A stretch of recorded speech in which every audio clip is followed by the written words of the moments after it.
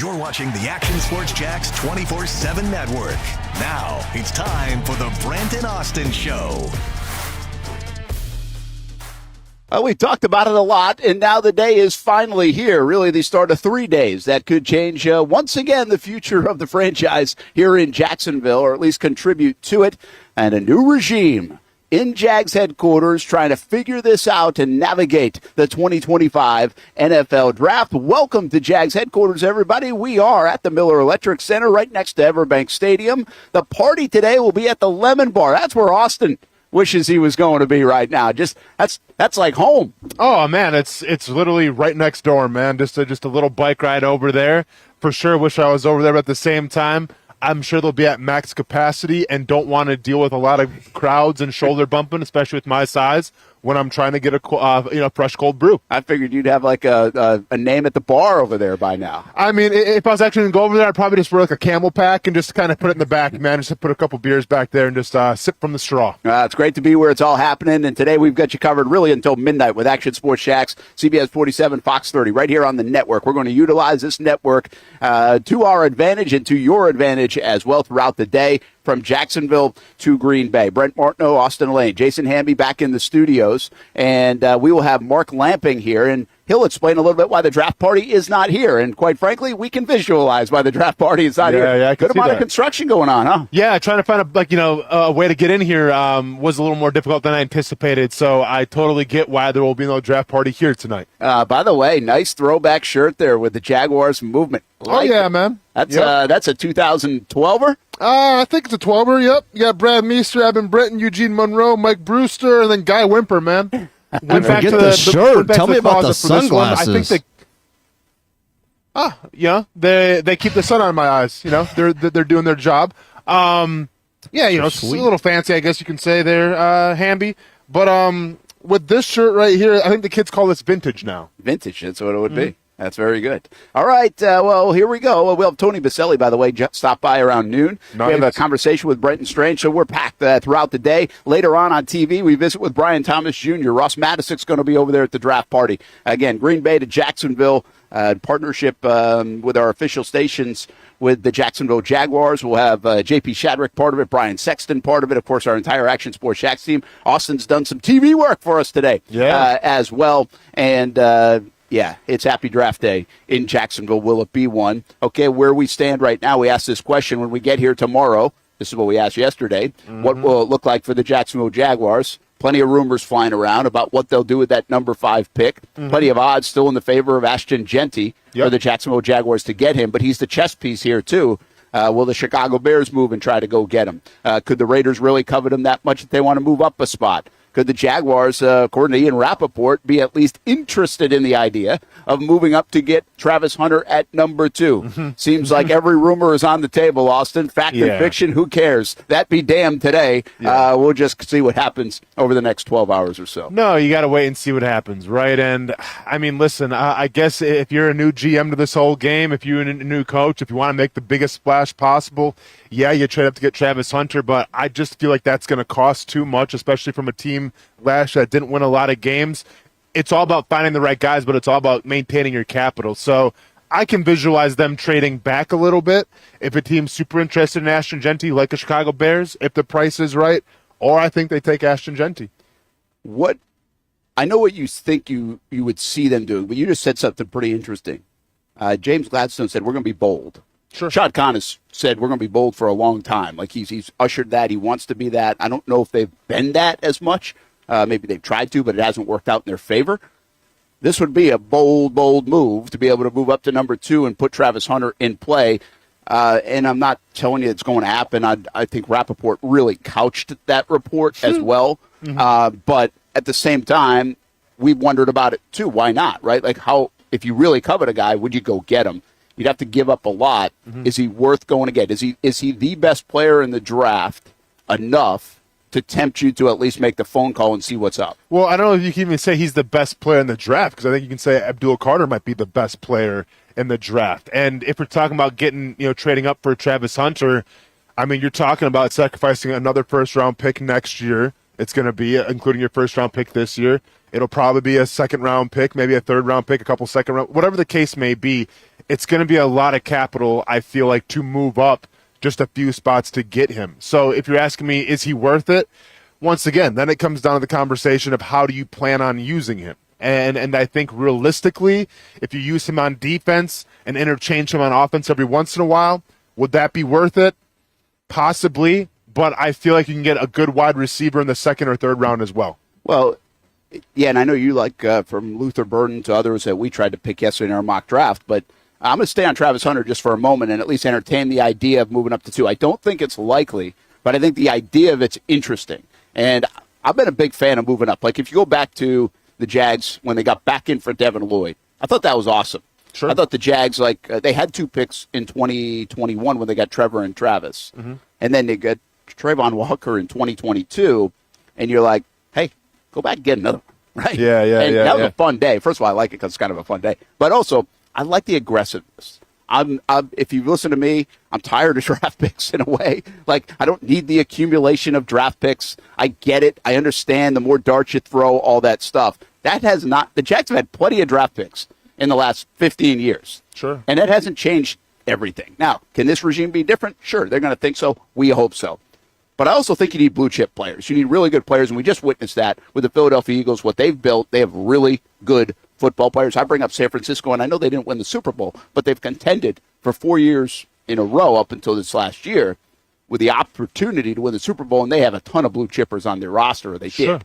So I like the idea of it. I like the idea of being aggressive. I get giving up the farm and all the stuff that goes with that. But if you really covet a guy, I love the conviction. I'll even bring you back to Blaine Gabbert, man.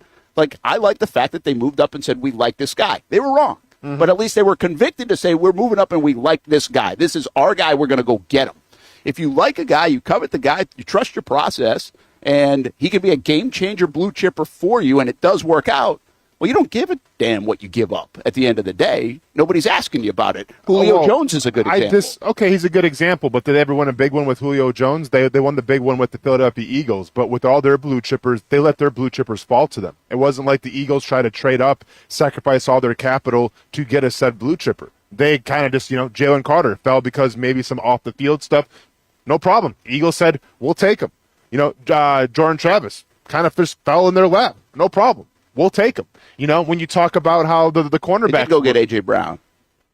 Yeah, but like that, sure. But I'm talking about the draft. Yeah, exactly. But in the draft, when we talk about, both their cornerbacks, they didn't trade up to go get, their guys.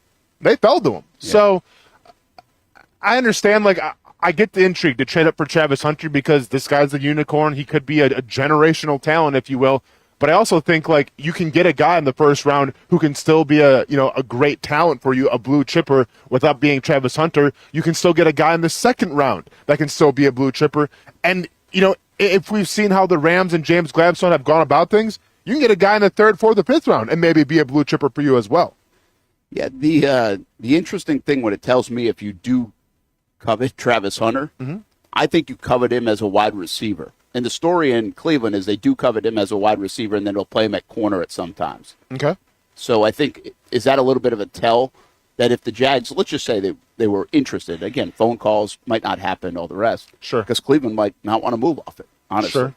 But if this were at least even be a possibility, doesn't that showcase that they're probably going to get him to be an offensive guy? I think the gaping hole is next to Brian Thomas Jr. on this roster right now. You go get an investment for your Trevor Lawrence, for your head coach who's an offensive guy. Isn't that a little bit of a tell that they feel like he can help them the most at wide receiver, sprinkle him in on the other side of the ball? I mean, if the most important thing is to help out Trevor Lawrence, then yeah, put him on the offensive side of the ball. But I'm under the philosophy where if you do go get a guy like Travis Hunter, who's going to play both sides of the ball, he's made that perfectly clear, I think it's going to be very hard for him to play defensive reps sparingly. I think you need more time to find your flow. You need more time to get your groove on the defensive side of the ball when you're going against the top wide receivers in the NFL. I think if you come in on packages on offense, that's going to be a lot easier to adjust to and be like, okay, let's go with trips. Travis, you're in there. Go ahead and get in the slot, getting outside, whatever the case may be. It's hard for a guy to come off the bench and say, all right, go cover Tyreek Hill. Okay, go cover Justin Jefferson. There's going to be, I think, a growth period there. So yeah, I think if the Jaguars do trade up, they would probably use him at wide receiver and use him sparingly at cornerback. I just don't know if that's going to be feasible in terms of his skill set and in terms of him getting comfortable coming from the college game to the NFL game. Okay, and just to reset this a little bit, this is an Ian Rappaport report last night. That was very couched, okay? It wasn't like this is happening, but I think it created a little bit of a scuttlebutt of, hey, maybe there are at least some phone calls being made. The idea of it has crossed their mind. And once again, the Jaguars are looked at as a wild card in this whole draft right now. It seems like nobody knows what they're going to do. Mm-hmm. I find it interesting, Austin, because I don't know why everybody thinks they know what the Patriots are going to do. Like the Patriots at number 4 actually could be a trade candidate for the Chicago Bears more than the Jags to go get ahead of the Jags. Not mess around. They don't look like they're after Jeanty. And by the way, the Patriots can accumulate. They need a lot of help. There's a lot of things to be fixed in New England. And they could probably go get an offensive lineman. If everybody thinks they're going to get Will Campbell, they could get another offensive lineman in the top 10 from a Kelvin Banks to a Membu. Yep. I mean, I really think people are sleeping on New England here. I think actually they're more of a wild card than it's believed to be, at least for me, because there are so many options on the table for New England. Yeah, I mean, that's fair, especially once again, you talk about Mike Vrabel coming into a new team, a new atmosphere and everything. Like, why wouldn't you try to trade back maybe and get some more quality players to try to build that team, because like you just said, they do need those guys. So I think New England could be definitely a trade candidate. And if you're like the Raiders, if you're the Bears and you're trying to get Ashton Jeanty, and if you're buying the Jaguar smoke, then yeah, you better get to New England and say, hey, you guys wanted to make a deal because we can't let Jacksonville get Ashton Jeanty. Why are the Jags a wild card, though, and viewed that way? And do you think they are? I mean, do you think there's as much mystery as it's being presented out there and what the Jags are going to do? Or are we going to look up tonight at 8:50 when they pick at number 5, if they pick at number 5, and be like, that made sense, like it was no brainer? Yeah. Why are the Jaguars a wild card? Well, because first of all, when you talk about team needs, they don't have one specific team need. It's not like there's room for upgrade in a lot of positions, but they don't have that one where it's like, okay, we need this. Some want to say it's interior defensive lineman. Some want to say it's wide receiver. You can make an argument for tight end. You can make an argument for secondary. Like, there's no just one clear-cut position. So then when you have that problem, well, then analysts and everybody, it's hard for them to really pinpoint what this team's trying to do. And keep in mind, it could be on the offensive side of the ball or the defensive side of the ball. So then I just think people want to throw darts and be like, okay, well, this player makes sense because, well, he's a highly rated prospect, and, well, the Jaguars could use this guy for an upgrade. And you do that, and then all of a sudden maybe some smoke comes out, maybe agents start talking and everything, and then the story changes. So I think it's a combination of, draft need, number 1, for Jacksonville. Number 2, I think it's in terms of how Gladstone and company have gone about things in terms of keeping things very, very close to the vest. And I just think it's a combination of, the experts, quote unquote, not really having a good feel for what this Jacksonville team's trying to do. Yeah, I think that's a good explanation, which I think makes it a lot of fun, too. I mean, I don't think anybody really knows. Whole bunch of stuff being thrown against the wall recently. I said this on Twitter last night. I was like, I think a cool story, and I don't know if you ever get to the root of it, but the cool story to me is like, okay, what was the domino that started the Jeanty to Jacksonville stuff? What was the domino 2 weeks ago that went from plus 1,600 to now minus 200 or whatever Vegas odds? And now it's groupthink that has the Daniel Jeremiahs and everybody else off from Mason Graham's shift to now so heavy on the Jeanty stuff? Or is this an example of the psychology of the draft from all of us on the outside and even some of the experts that are like, yeah, I think they're going this way because everybody's saying that and I don't want to miss it. Like, I'm just fascinated with that part of it. I don't know if it means much. I'm just fascinated with the domino. Now, I mean, I've got people being like, well, I said it here and I said it here. And honestly, that's not what I mean. I'm not asking who said it first. What's the piece of information that came out, whether it was a leak or maybe it was a report that somebody follows and like, well, I'm getting on that train too. Yeah, I mean, I remember, and I forgot, like, listen, this goes to show you just, how much it doesn't really matter to me, but like I remember a couple weeks ago somebody did have Ashton Jeanty going to the Jaguars in a mock draft. Now I don't know who the dude was or anything, but I think a lot of people thought that was crazy. If you're asking like what started this, well, let's keep in mind, like, let's analyze this roster right now. Like, let's put our minds in the mind of a draft expert. If you look at this Jacksonville Jaguars team right now, like, is running back a top 3 need? you can make an argument and say, well, no, it is not. You have Travis Etienne. You have Tank Bigsby. And, yeah, they didn't do that well last year, but a lot of that can be kind of tied to the offensive line a little bit. It's funny. When you have two, especially a first-rounder in Travis Etienne and Tank Bigsby who's short a little bit, if I'm a draft guy, then I go, okay, well, they need offensive line, right? Like, they got to change everything around. No one really talks about the running back. So I think just in terms of draft need, quote-unquote, running back wasn't up there a lot for the Jacksonville Jaguars, and then all of a sudden someone just started to go, well, hey, this would make a lot of sense if Jacksonville got him. And once again, maybe agents started talking, maybe people in-house started talking, but then it was just, it was an avalanche. It is. That's what the snowball. That's crazy. Just kind of wild how it all works out. Brent Martineau, Austen Lane. We are live from Jags headquarters here on a Thursday, draft day 2025. And I think the important part of this is all the hype for day one. We really think tomorrow's a huge day for the Jags, too. They got a second rounder at 36. They've got 2 third-rounders. And then early on Saturday, they've got 2 fourth-rounders. Who knows what they do with some of that capital? Do they acquire more? We had some interesting comments in the chat yesterday. Love to see the Jags get back in the top, or maybe it was Hamby that said it. Love to get Jags back in the top like 80 to get another player in the first 3 rounds, or maybe a second-round pick. There's a lot of value there. Late first round into the second, even the early third. Maybe that's where this draft lives, and you can get quality players. And there's a drop-off. We'll find out how Gladstone thinks about that, and Boselli and Cohen and everything else. So just kind of a fascinating day with this new regime, the new terminology, the freshness of all this, and now the decision-making. Are people going to be excited tonight?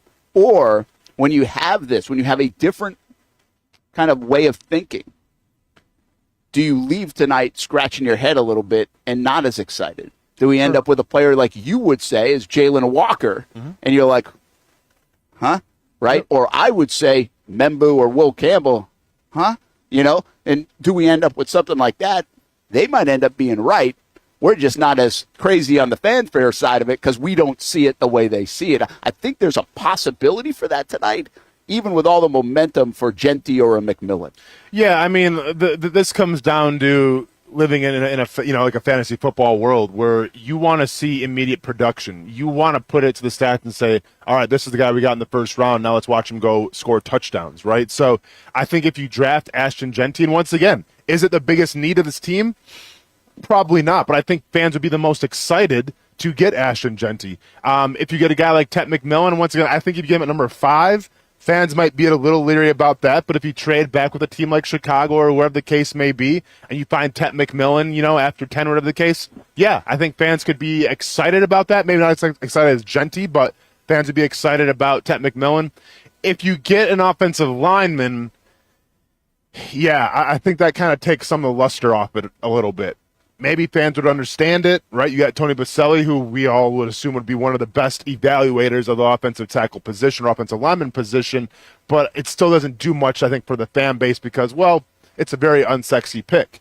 And I think, at least, how I feel about it, if you go with Jalen Walker, a guy who, is kind of a Swiss Army knife, a jack of all trades, I'm not as excited about that. I think fans might share my opinion just because, well, then what do you do with him? Right? Because if defense was really the issue, well, then you probably should address the biggest need, and that, in my opinion, is interior defensive line. Yeah, it's I love that. I'm fascinated by all that, what you just said, because we have a value on players because we've heard their names a lot. Sure. We have a value on players because we've seen it. Oh, wait a minute. They're mocked 8 if we get them 5. Wait a minute. They're mocked 3rd if we get them 5. If they're mocked 15th and we get them, what the hell is going on? That's the way we as a public react to this, even though the experts around the league might have the 15th mocked guy at 7. Kelvin Banks is an interesting one, right? Kelvin Banks has really climbed in the last couple of days because I think people are like, hey, he's a lot higher than you all think, right? Membuk did that a couple weeks ago, and we were like, what's going on there? Now it seems like it's slide down. Mason Graham's a great example on the other side of this, Hamby, right? Like Mason Graham. What the heck happened to Mason Graham in a 2-week time frame? That workout video that we dissected? I mean, what happened to Mason Graham in a 2-week time frame to get this guy in the top 5, going to the Jags, no doubt about it, lock it in, go buy your jersey? Michigan fans, Jags fans, like when you come down here and you're snowbirding it, you got a place to come to. And now it's like, nope. Not going to even be in the top 10. Shoot, might not even be in the top 15 for Mason Graham.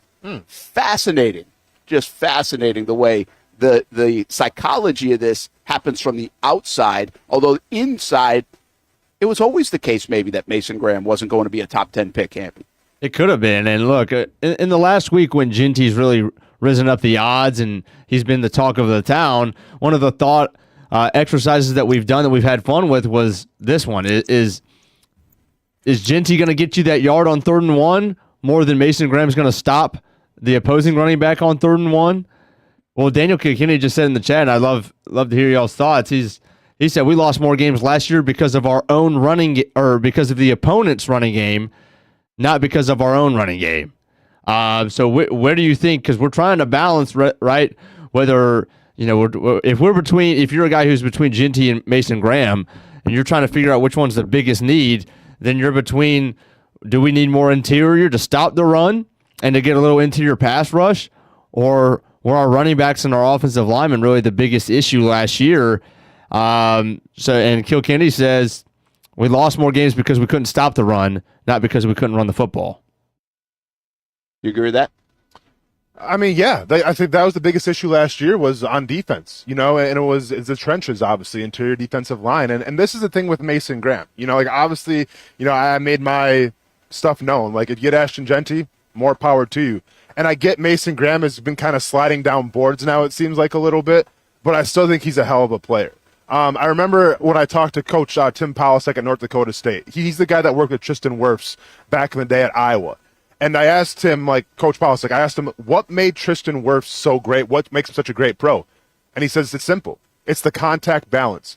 You can tell guys that have a high wrestling pedigree. And if you watch a guy like Mason Graham, I get it. The quarterback sack numbers aren't there right now. And like I've said many times, he has to work on the move area about it, right? He has to refine his pass rush skills a little bit. But when you look at how he can get low, the center of gravity, use his athleticism, use his movement, use his footwork, and by the way, use his contact balance, whoever gets him, I think is going to be super happy with it, whether it's the Jets right after the Jag, whatever the case may be. But just because maybe the Mason Graham isn't the guy talked about to the Jaguars right now doesn't mean he's going to be a bad player. I still wouldn't mind if the Jaguars did get him. What I think is wild, the two of the guys that have been rumored to the Jags the most or linked to the Jags the most in the last couple of weeks, from Mason Graham to Ashton Jeanty, the number one thing you hear about both guys is contact balance. Yep. Mm-hmm. That's a wild phrase. Add it. Let's put that one on a shirt. That's a phrase that you hear all the time about Jeanty. That's what makes him great. Mojo did it. Everybody does it in their description of him. Makes you tough to tackle. Yep. Right? Makes you tough to block against on the other side. Mm-hmm. Don't hear it as much, I feel like, on the defensive interior or defensive guy. You hear it more from a running back. Yeah. But you hear it from offensive linemen too sometimes, depending, centers and stuff. I've heard it with Jason Kelsey all the time. And it really means, you're stout, basically.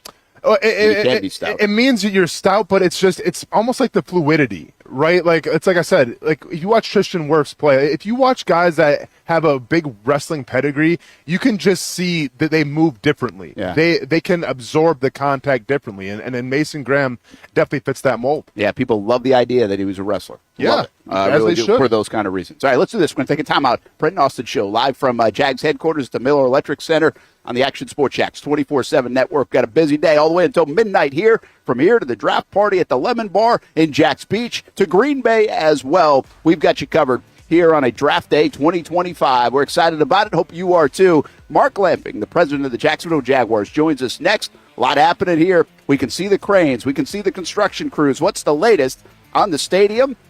And what's the latest on the Jacksonville Jaguars' future? We'll talk about that with Mark Lamping when we come back on the Brenton Austin Show. When it's time to get a new car for anyone in your family, just remember, nobody but Nimnick, the #1 Buick GMC dealer in Jacksonville. Get the latest price breaks on 2023 and 2024 models or the newest 2025 vehicles in the showroom on Phillips Highway, or shop online at NimnickBuickGMC.com 24 hours a day. GMC Sierras, Yukons, and the redesigned Acadias, or get the all-new redesigned line with Buicks. It's nobody but Nimnick, and part of the reason why is this is a first-class buying experience here at Nimnick Buick GMC. You're not just a customer, you're a friend. This is about getting a vehicle that best fits you and getting you on the road, and also helping you and your family down the road. Nimnick has a treating you right guarantee, courtesy respect, fairness. And most Buicks, GMCs, and Jacksonville's only Car Bravo dealer, nobody but Nimnicht. Who has put in the most years and stands behind a better experience? Nobody but Nimnicht. GMC. We are professional grade.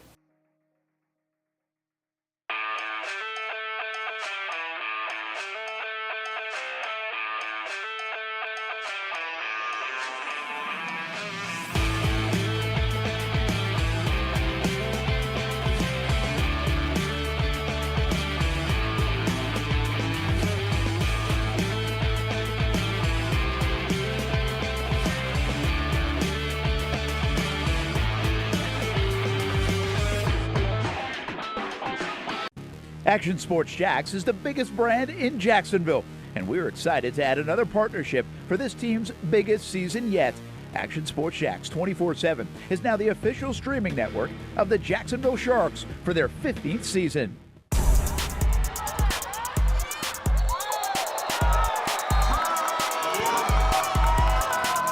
The Jacksonville Sharks are your champions. I've been telling you about CGC Water Treatment and Plumbing for a long time now. Their drinking water systems remove up to 99% of contaminants. We've had a Connecticut water softener and drinking water system in our home for more than 7 years. You can see the difference whether you're washing clothes, the dishes, or what I like to do most, fill this up for some coffee every morning, and mostly all day. Remember, if you're not filtering your water, you are the filter. Don't be the filter.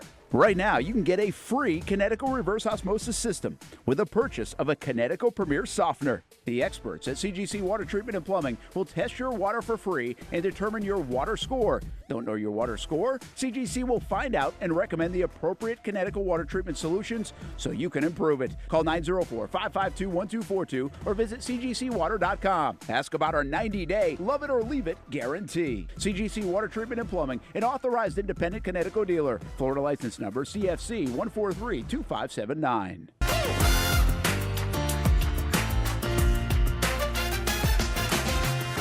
Empower a future, inspire a dream.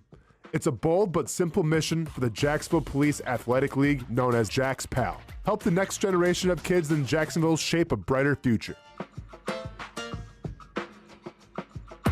Their after-school programs, teenage leadership programs. There's community outreach. This has been just an awesome opportunity to be out here with my colleagues and do something good for the community. It's really been an interesting opportunity to just see everybody work together in a way that we don't normally in the office. And there's sports.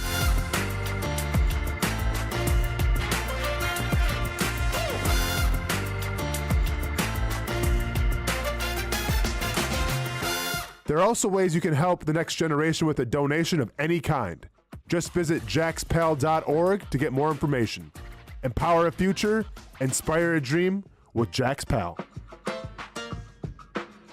Most of us know how to throw.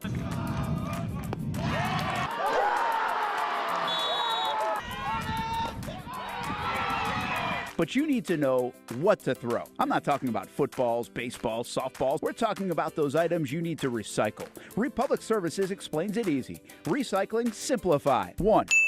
Know what to throw. When in doubt, throw it out. 2. Empty, clean, and dry those materials. It takes an extra minute, but it makes a big difference. And 3. Don't bag it. This makes the recycling process faster and more efficient. This is a look at the Republic Services North Florida Recycling Center. You can make this process even more efficient. By utilizing those 3 steps, Republic Services can help you become a better recycler in your home. Learn more at recyclingsimplified.com. Welcome back to the Brent and Austen Show, streaming on the Action Sports Jacks 24/7 network.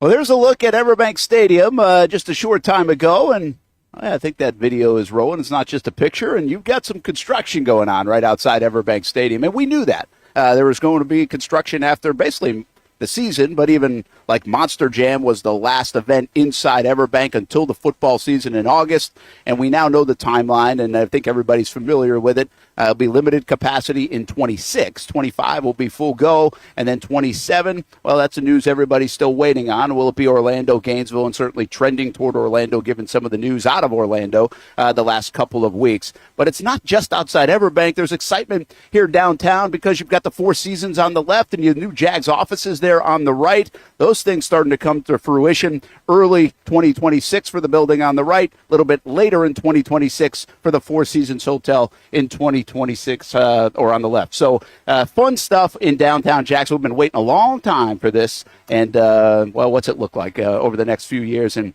going into the next decade will be a lot of fun. Brent Martineau, Austen Lane, and well, the man with the plan is right here. Jaguars president Mark Lamping joins us here at Jags headquarters on draft day. I do think about you guys when I drive by because we've had so many conversations over the years about all of this, and I know you've put a lot of work in, and a lot of people have between the city and the team.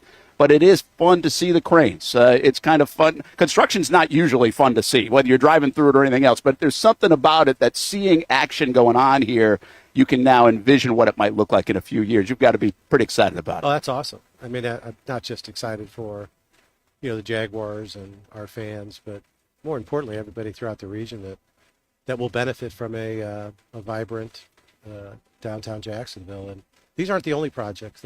These are two of the highest profile projects and the ones that have been talked about the most. But there's dozens and dozens of projects that are going on downtown, and it's a good thing. There's momentum across the board, which will lead to great results. Can you give us a sense? I mean, we can see it, I guess, right? But I mean, there's a little bit more activity going on now from front of the stadium than expected, I guess, or when you come up here. And also, we kind of know why the draft party isn't here. Right. Yeah. Well, there's a lot of activity. Construction on the stadium actually started in February. I mean, we've been at it for months.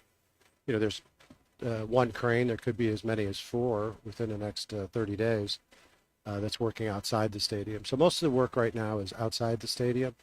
And, the experience inside the stadium is going to be very similar to what it was last year for this upcoming year. And then, as you know, as we get into 2026, we'll have limited capacity. The upper deck will be closed.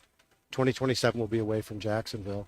And then we'll be back here in 2028 with a spectacular new experience for our fans. And we'll let you retire until then, by the way. No, these are exciting projects to be a part of, and it's a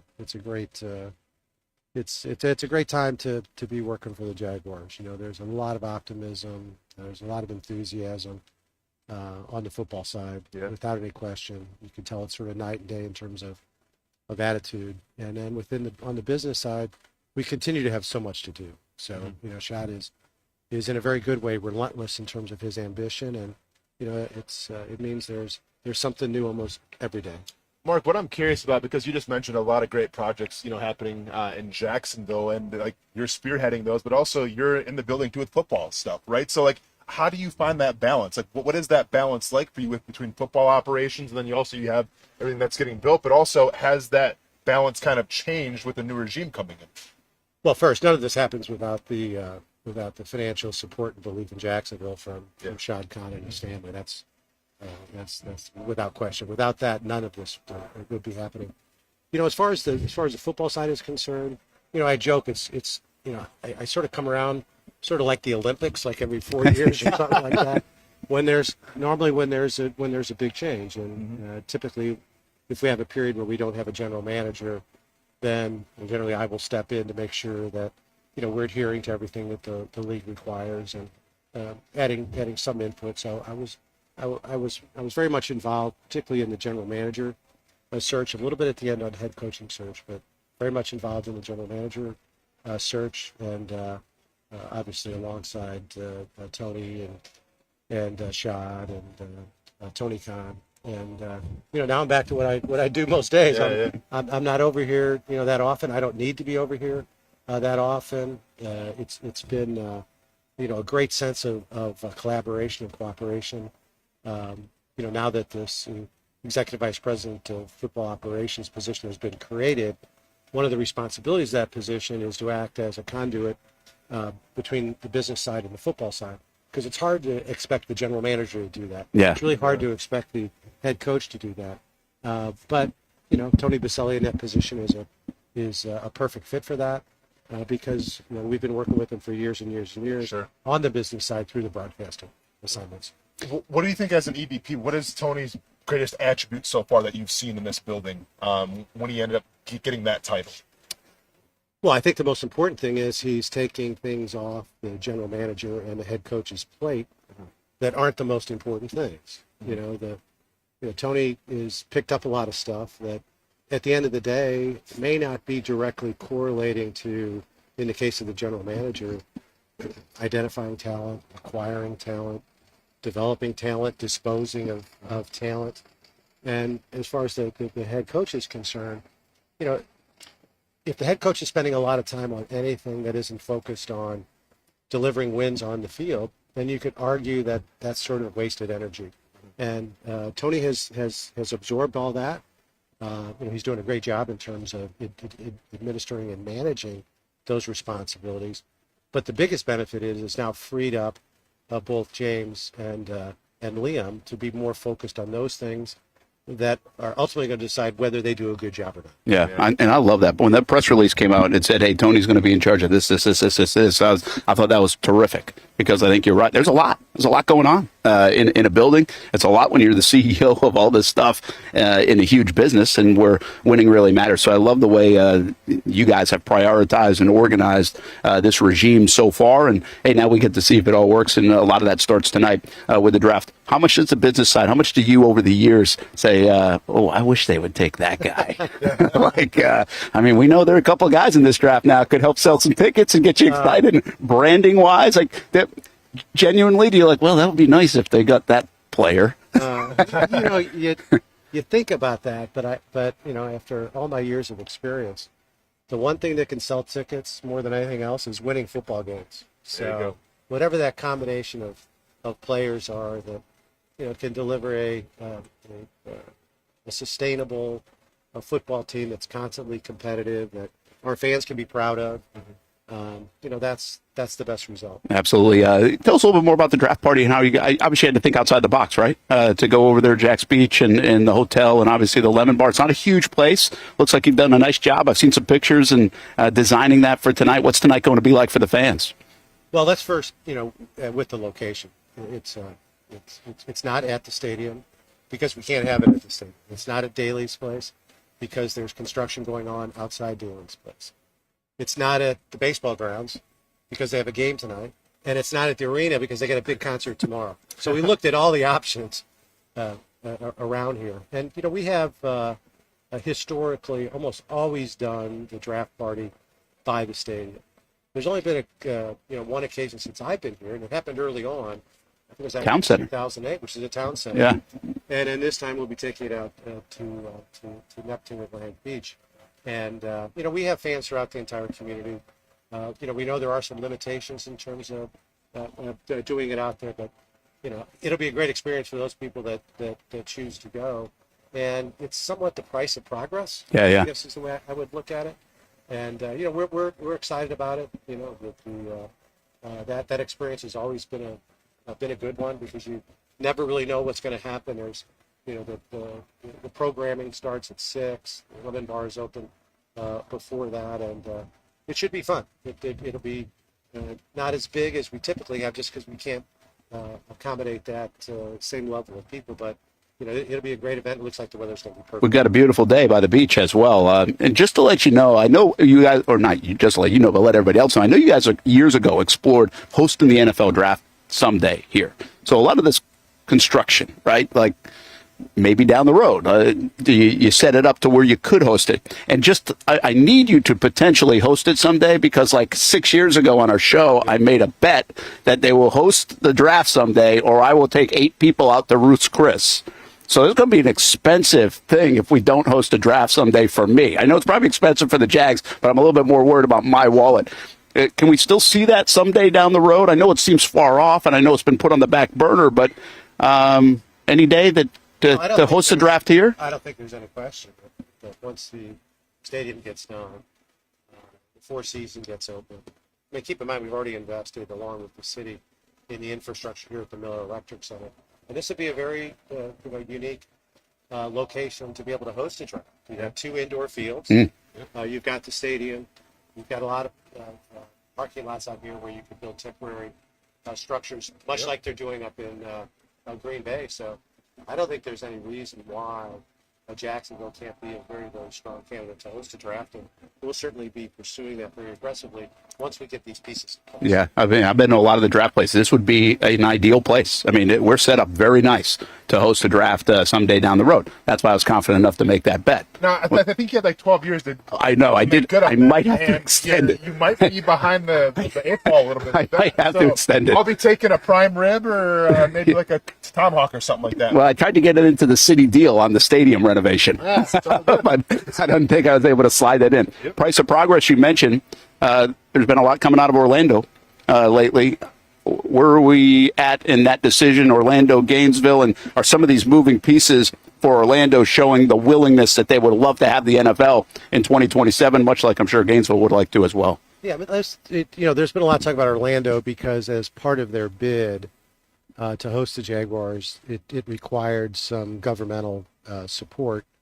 And what we expressed to them is that, before we bring that proposal forward, we don't want to have a lot of contingencies. We don't want to go and say, okay, here's what their proposal is, but it's contingent upon the future governmental approval, just like we did with the stadium. We couldn't bring the stadium deal to the NFL until we had gotten everything wrapped up here locally. So that's why there's been a lot of talk about Orlando and the governmental support of the Jaguar stay there was, I guess, finalized in a vote on Tuesday.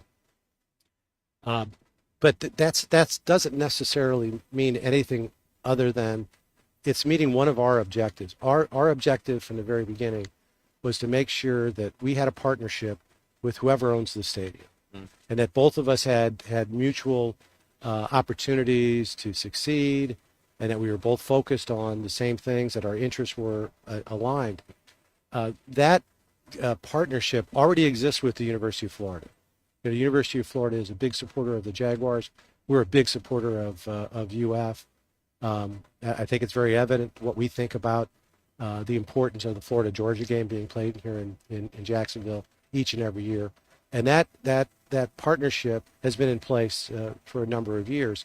And now what happened yesterday with Orlando, they have now secured, at least from our perspective, certainty that we're going to have some skin in the game between both of us. So now that the Orlando proposal is now complete, we're in a position to be able to submit our final analysis to the National Football League, and then the real review starts. It starts with review by NFL staff and a lot of give and take, and then if we can get through that process in a mutually agreeable fashion, then that recommendation would go to a couple of owner committees, and it'd probably be the stadium committee and the finance committee. And if it passes those committees, then it has to go to a vote of all the owners and requires a 75% vote to pass. The committee meetings are always scheduled 2 or 3 weeks ahead of the owners' meetings. The committee meetings for the May owners' meeting are actually scheduled for May 6th and 7th. So there's a lot of work to be done between now and May 6th and 7th. And if we're not able to get all that work done, all it means is that we'll miss the May owners meeting, but we'll certainly be in a position to be able to get approval, if necessary, at the next owners meeting, which would be in October, which would be sort of a little serendipity. It was at that same meeting a year ago that the NFL owners approved the stadium. That's right. Gotcha. We're in London for that. So things are on track, and we'll find out sooner or later, I guess, is the point there. All right, I want to let you go. Jags President Mark Lampin, can you leave us with this? You've been around these guys with this new regime. What's impressed you so far being around James, Liam, Tony in the building? Can you give us a sense of anything that stands out, maybe different than you've been around a lot of these regimes or been around sports for a long time? What are you telling folks when you see them and you're like, hey, these guys are doing X? They're both of the new guys, James and Liam, are incredibly approachable. They're both very humble. They don't carry any airs. They don't try to be someone that they're not. I mean, and sometimes that's easy. All of a sudden you become a GM and you become a head coach in the NFL, and that's a pretty big deal. Sometimes it can affect the way that, people approach things. I haven't seen that at all. And just a sense of teamwork, between the two of them and Tony. So I don't think there's any question that there doesn't seem to be a lot of agendas. In fact, I don't think there's any agendas at this point other than the common agenda of trying to win football games.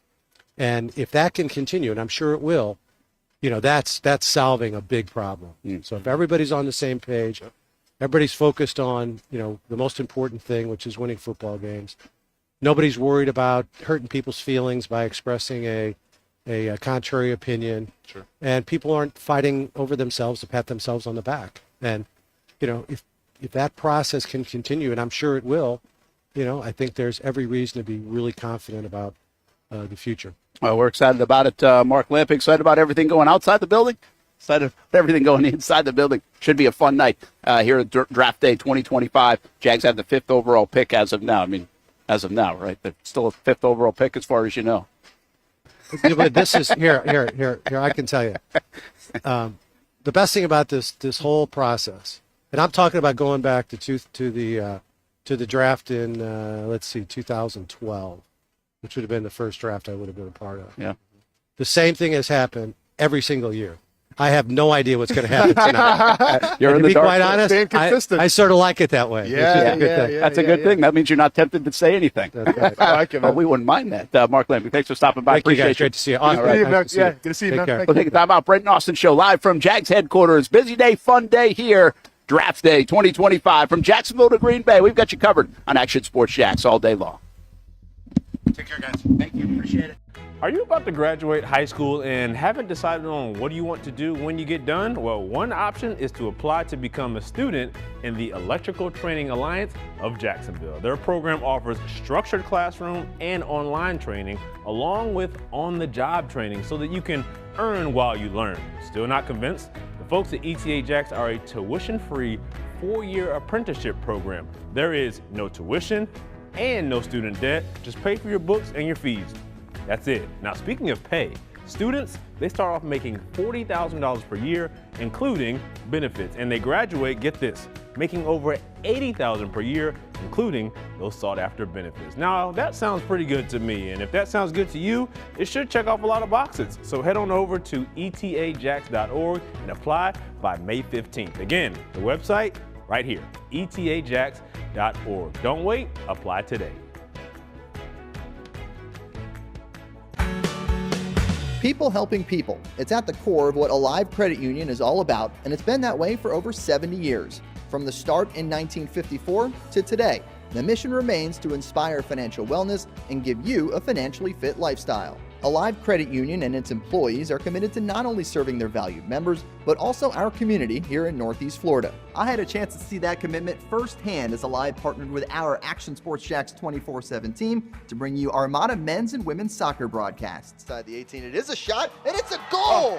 Chloe Chivers! And that connection to the community continues with Alive Credit Union's support of the Police Athletic League of Jacksonville. Alive Credit Union's commitment to our community also involves serving the financial needs of all first responders through the recent merger partnership with City and Police Federal Credit Union. Join the community and become a member of Alive Credit Union today. Find out the many ways you can be inspired in financial wellness at alivecu.coop. You trust CGC to make your water great, and now you can trust CGC with your plumbing needs as well. Fast, convenient scheduling, licensed and insured. A quick call away at 904-552-1242. You never know when you're going to have an issue with a shower, toilet, or maybe it's a sink that sometimes is easy to fix. All right, let's be honest. I'm not fixing anything. I'm totally staging this because when I have a plumbing problem, I call CGC Water Treatment and Plumbing. Trained professionals, transparent pricing, customer satisfaction. Small problem or even a bigger issue. Save 10% off any water heater, plus no trip charge. The experts with 25 years of experience at CGC Water Treatment and Plumbing can do it all. Call 904-552-1242 or visit cgcwater.com. For a limited time, CGC is waiving the trip charge on all related plumbing calls. CGC Water Treatment and Plumbing, an authorized independent Connecticut dealer. Florida license number CFC 1432579. For the game day hustle and every day in between. Juggling my show, Jag Social, to going under the Friday night lights and a social life, it's a daily tournament. But this ride, MVP status.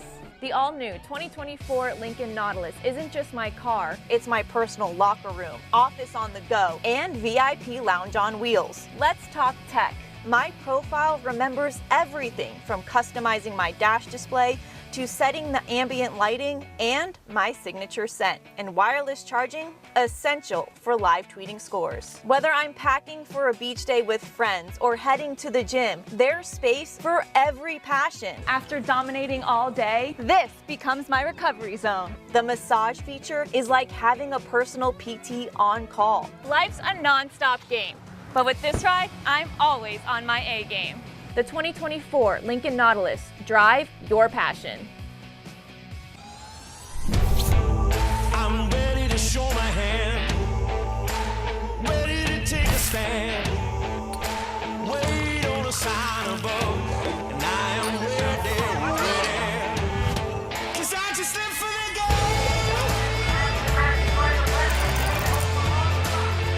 'Cause I just live for the game. 'Cause I just live for the game.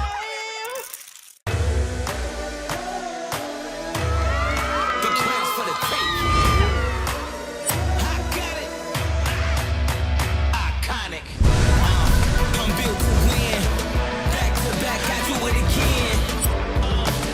I'm iconic. I'm one of a kind. I'm iconic.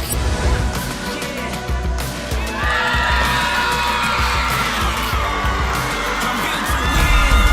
I'm one of a kind. Welcome back to the Brent and Austin Show, streaming on the Action Sports Jax 24/7 network. Well, there's our Shock Your Mock bracket. We've got down to the finals here. Max Holmes, Robert Atzert, they were good. I mean, listen, our semifinals, good drafts, no doubt. I think anybody could have won. Hamby's burner, Jake Scott, and we got Jake Scott, Robert Atzert to the finals in our championship Shock Your Mock 2025, presented by Everbank. Everbank, Advantage You, our coverage today from the draft, presented by Everbank. Check them out at everbank.com. Brent Martineau, Austen Lane. Good to have Mark Lamping on before we get to Shock Your Mock finals and crown a champion here. A couple things. Says, if you don't mind, throw me the shirts that are in that wagon. Also, Mark Lamping.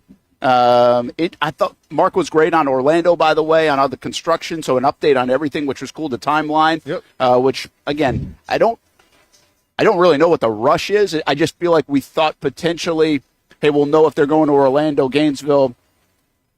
We thought maybe in March or then maybe in May. But I think some of this stuff is like, okay, I mean, you got to do your due diligence, ducks in a row. And even if it doesn't happen until October now or whatever it is what it is. I don't think it really impacts a whole lot. They've got the plans in place. And that next phase of it, if you missed it, is going to be presenting to the NFL, potentially as soon as a couple of weeks, but it might take a little bit longer than that. That would shove things off until the October meetings in Atlanta. So we will see how that all shakes out. The other thing I thought was interesting that he said is in praising Liam Cohen and James Gladstone and Tony Boselli, it was a little bit of a look back at maybe some of the things that haven't been great inside the building at times. And we talk about this. There's a level of toxicity that exists sometimes in an NFL building. I don't think that's a Jags thing. I think that's a big business kind of thing. I think that's a sports thing. I think that's an ego thing. I think you've got a lot of different people when you have such a big operation that's hard to figure out. And I think all franchises, even the New England Patriots, when they were going crazy and winning for 2 decades, still had a level of that. It sounds like that has been cleaned up a little bit here over the last few months. Yeah, I mean, obviously when you talk about the ultimate performance-based business, there's going to be a lot of ego. There's going to be a lot of, we should do things a certain type of way. And that's important. Like, there has to be ego, I think, to make everything work. But the real big problem is when that ego gets in the way of communication. And I think everything that we've heard now with James Gladstone and even Tony Boselli, what Mark Lamping was talking to us about, it seems like everyone's on the same page, everyone's communicating properly, and the goal is to win football games. Like, the goal should always be able to win football games. But once again, sometimes that ego can get in the way a little bit, and people want to go into business for themselves. Yeah, and it does happen. I like what I hear. We'll see what we say all the time. Hey, there's adversity that strikes. How do people handle adversity? That's how you really know, right? That's how you know a true person sometimes. That's how you know an operation sometimes, and you're going to get it in the NFL. So how do you handle it? That will be something to keep an eye on. All right, Shock Your Mock. It's time for that. And, listen, we got some shirts that we're going to hand out here. Here we go. This one, you like this one? Is intangibly rich. I like it. Action Sports Jacks, 24/7 is intangibly rich. I like it. And I think, Shock Your Mock or Shock Yo Mock. Shock Yo Mock. Oh, yeah. I think this one fits you, by the way. Oh, nice, man. I'll take it. Yeah, you like that? You like that, Hamby? Oh, yeah. I got mine on. I think I'll send both. I think I'll send both our finalists. Oh, yeah, I see that. A Shock Yo Mock shirt. I like it. Okay. And the winner's definitely getting a gift card as well. Okay. Nice. So we'll have to see where they're at, like a Bono's gift card. Chris, take the family out. When you don't make it on your bet. Okay, gotcha. I mean, they went to the computer for 5 minutes and filled hey, something man, out. I'm just saying, we're all going Ruth Chris pretty soon here. I keep forgetting, and I'm not sure we're going to get enough in because I haven't really done a great job. We got the envelope game rolling. We got a couple of submissions, but I haven't done a great job of pushing that this week. And I know probably people want to wait till the end, but we do have the envelope game going for the pick tonight. So who's the pick going to be? But there's a second part of this. Give us the second round position of the player taken at number 36, because we think there could be 500 Jeantys that we get, right? So we got to be able to narrow it down. And quite frankly, my prize pool package is not deep enough to give that many out. So send it to sports@actionnewsjacks.com. Hit us up on social media, although it's way better to send it to sports@actionnewsjacks.com, because then I can keep them in line and won't forget and misplace. So if you can do that, and that's it. Just give us who they're going to take, and then the second round position they're going to grab. That will be the tiebreaker, and do that for tonight. By the time the draft starts tonight, sports@actionnewsjacks.com. We'll have some fun with that. Now, did you do one? Do you have one in the envelope? I haven't done the envelope Gotcha. yet. Okay. But I think we've kind of done our picks, so they're kind of out there. Well, I didn't know. I mean, we're going to do our picks. Yeah, we're going to do our picks. Yeah. So they're going to be out there. I don't think mine need to be in an envelope for this game. Okay. But we like playing the envelope game, so we love it. We'll see how that goes. All right, Hamby, let's do this. Shock Your Mock. We got the shirts. We got gift cards. We need a winner now. Championship season for 2025. Shh. I see shock marks. Duval. I am shocked. I am shocked. That's what I mean. I am appalled. Because you guys wouldn't figure it out. Because you guys wouldn't figure it out. Because you guys wouldn't figure it out. Figure it out. Figure it out. Hey, you need to get off Kirk Cousins. Kirk Cousins and being a top 10 quarterback in the NFL. 9. Cannot sleep on Kirk. Sleep on Kirk. Sleep on Kirk. Figure it out. Even for the internet, it's pretty shocking. Mel, talk to me. He's got a huge trunk, though. Figure it out. He's got a huge trunk, though. Figure it out. He's got a huge trunk, though. Duval.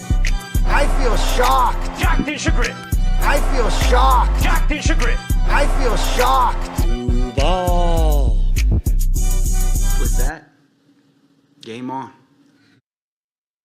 One last time. Game on. Put it as an NFT. Sell it on the streets. Put it on a shirt. It was fun. It was fun while it lasted. No, I'm saying for the song. I know. The song was great. By the way, you did well done. I mean, and by the way, I could hear the song from the road. So well done, Steve Sesnick or Hamby or somebody. Big show today, everybody. That's a big. I mean, we got people helping. Everyone's stepping up today. I mean, listen, things would go a lot better all the time if I got people helping. Now, don't talk to us in July. In July, it's everybody's on vacation. It's going to be whatever. Yeah, everybody's on vacation. Yeah. Quite frankly, it's a bleep show in July. Yeah. Yep. We actually canceled the show for a couple of weeks in June and July because we don't even want to deal with it. Let's go. All right, so here we go. Shock Your Mock. And this is going to be a little bit challenging to see. You might be able to see better on your phone. I don't know. I got it. We kind of remember these anyway. They're from yesterday. Yeah, you'd be Championship surprised. round, Robert Hatzard and Jake Scott. And what I think is interesting about this, right? is we got the Matthew Golden move back, which we think is a possibility if somebody wanted to come up. We don't know if anybody's coming up that high. I think what the fascinating rumor to keep an eye on here is if those folks that think the Denver Broncos want to move up to number 5, that would get the Jags back to 20. That would bring a guy like Matthew Golden into play, wouldn't you think? Yeah, for sure. I absolutely agree with that. So other than that, I'm not really sure where Matthew Golden is going to play here. If they were to move back to number 10, I would feel like it was more Tet McMillan than a Matthew Golden. Yep. But you never know. I mean, again, you never know. They might have Matthew Golden very high, higher than the Tet McMillan, despite all the rumors. Everybody's just making that Mike Evans comparison, and we're stuck on the Mike Evans comparison to Tet McMillan and Liam Cohen. The other side of it is with Jake Scott in this first round, and we've done this with Travis Hunter, and it felt like, okay, off the train. Well, then Ian Rappaport says, wait a minute, they might jump up. They might be interested in jumping up. Well, does that bring Travis Hunter back into play, and that make Jake Scott pretty right? Yeah. That make everybody pretty happy. I think what happens, though, if they're moving up, I said this earlier in the show, they're going to try to move up, and we'll pipe dream right now, I think. But if you try to move up with Cleveland and get Travis Hunter, I don't think you're getting Luther Burden, though, in round 2, because I think he's going to play more wide receiver. I don't think you're jumping up to number 2 to go get a cornerback. Okay. So are you liking Roberts better? Hey, real Not quick. really, not yet. I was just giving my 2 cents. Real quick, I just saw a mock draft. I think it was somebody on NFL Network. I'm not sure who it was. I just glanced at it. But they had Matthew Golden going into the first round, Gray Zabel going in the first round, Kenneth Grant going in the first round, and Trey Amos going 30th overall. So by that, Astrid has 4 first-rounders in the top 50. Yeah. I mean, I've seen Kenneth Grant, not Kenneth Grant, I'm sorry. Actually, I've seen, not Grant, though. I'm thinking of the guy from Ole Miss. Who's the guy from Ole Miss again? The Trey Harris. Tackle? Oh, well, Walter Nolan. Walter Nolan. I've seen him going top. Yeah, Walter Nolan. I've seen him going like top 15 in some mock drafts now. Well, and that I'm telling you, I would not be stunned by that. I think he's a top 15 player. Yeah, it's just a matter of how you check out and how you evaluate the red flag part of him, right? Yep, without a doubt. All right, Brent, we'll break it down. What do you like here? We like both drafts. And the reason why we like both drafts is we thought Hunter at 5 would maybe primarily be corner. I'm like, okay, well, not if they're going to go get him. And I actually do think wide receiver for Hunter to begin with, but I love the Luther Burden idea. I actually like Alexander. I'm so tired of Kenneth Grant conversations. Kyle Kennard on the edge, I really think that's a slept-on move in these mock drafts. To get an edge player in the first 3 rounds, I think is a slept-on thing. I don't think we've seen it enough. I think there needs to be more conversation about it. The Jags are lean to me in the 2 wide receiver spot and also on the depth edge spot. And I think those are valuable positions for the Jacksonville Jaguars to have more players and quality players there. Not just like a 5th round, let's see if it works out. No, I think you need somebody you can count on. Can you go get Yannick Ngakoue in the 3rd round that can contribute right away? Or do you go get your number 2 wide receiver in a Luther Burden? So I think I really like this Jake Scott draft for a variety of reasons, even outside of Travis Hunter. Yeah, I mean, like when I look at it, okay, is there a lot more value, a lot more maybe intangibly rich guys from Roberts' side? Probably. If I'm looking at what's going to help Trevor Lawrence the most this year, what addresses, I believe, the needs, I almost lean more towards Jake Scott. Like, if I'm worried, okay, let's put it like this. If you're building a team for the next 5 to 10 years, which one's going to have more of an influence? I go with Robert. If I'm looking to win games in the next 2 years, I'm going with Jake. So with that being said, if the goal for Gladstone, Liam Cohen, and Tony Boselli is to win right now, which I feel like the goal is, then go ahead and I think, once again, I think Travis Hunter will be playing more. If it's up to me, I'm putting that defense, and then I'll put him, every once in a while in the chips packages and everything. I'll have Luther Burden as my 2, and then everything kind of falls where it may. So I'm going to go with Jake Scott. Congratulations, Jake Scott. I like Jake Scott's draft as well. Again, we thought our Final Four was really good. I liked all the draft. Hamby, you got any major, I know you were playing judge and jury yesterday, got any major objections to the Jake Scott draft? No, I mean, no major objections. I just think it's interesting that our 2 mocks in the final have 2 guys that are by the odds not going to be picked by the Jacksonville Jaguars. Not even close. So I do like both of these mock drafts. I do think Scott's is more realistic. even though he does have Travis Hunter being the first pick. Like we've said before, when these guys sent these in, this was about a month ago, when Travis Hunter falling to 5 was a little bit more on the table than perhaps it is now with everything that's come out of the Browns camp. And I really do like what he did, especially on the backside of his draft, making sure we shore up the corner spot, taking a tight end with upside with Oronde Gadsden. You got Dylan Sampson, who could very well be your RB1 by midway through the first year, and then we get some O-line help. Where I think that's exactly the spot where I want to take it. That 5th, 6th, 7th round. We need to shore some things up, even though we've got at least a formidable line as of right now. So I think we have a great winner in Jake Scott. I think Hammy's burner, like y'all said, was a great draft as well. And he had, as we mentioned, Ashton Jeanty trading back to 10 and taking Ashton Jeanty. So I will say this. I will vouch for Hamby's burner, even though, again, I don't remember the guy's real name. That's on me. But just to reiterate that account does not belong to me. The way you're talking him up right now. But I will just tell him I will vouch to get him matured as well if Jeanty is the pick at 10. Oh, it's Jason Hamby. Hamby's burner is Jason Hamby, everybody. We're still not convinced. I think we know who Hamby's burner is, so it's not, or at least, but we don't know the. He's won a prize before, Brent. He came to the. He's won a prize, but I know it. That's why I say I think we know. But he can't win every prize either. Could have been a patsy, could have been a guy you paid, Hamby, to come in the studio. That's true. We don't know your friends, Hamby. We don't know what we're talking about here. Who are these guys from UCF? We have no idea. This is Georgia Bulldogs. This is long-term storytelling possibly for Hamby here. That would be WWE. Yeah, it's some long-term stuff. Speaking of, that Orlando thing, they when they approved like $30 million, I think $20 million of it, or $18 million, was to get UFC fights and WWE WrestleMania into nice. Orlando. Okay, really? Along with the Jags. Oh, the Jags. So $11 million of it was for the Jag stuff. Yep. And $18 million of it was for WrestleMania and UFC. How much of it went to like the Tampa Bay Buccaneers booster club so they wouldn't cry so much if we take some of their fans? Anything?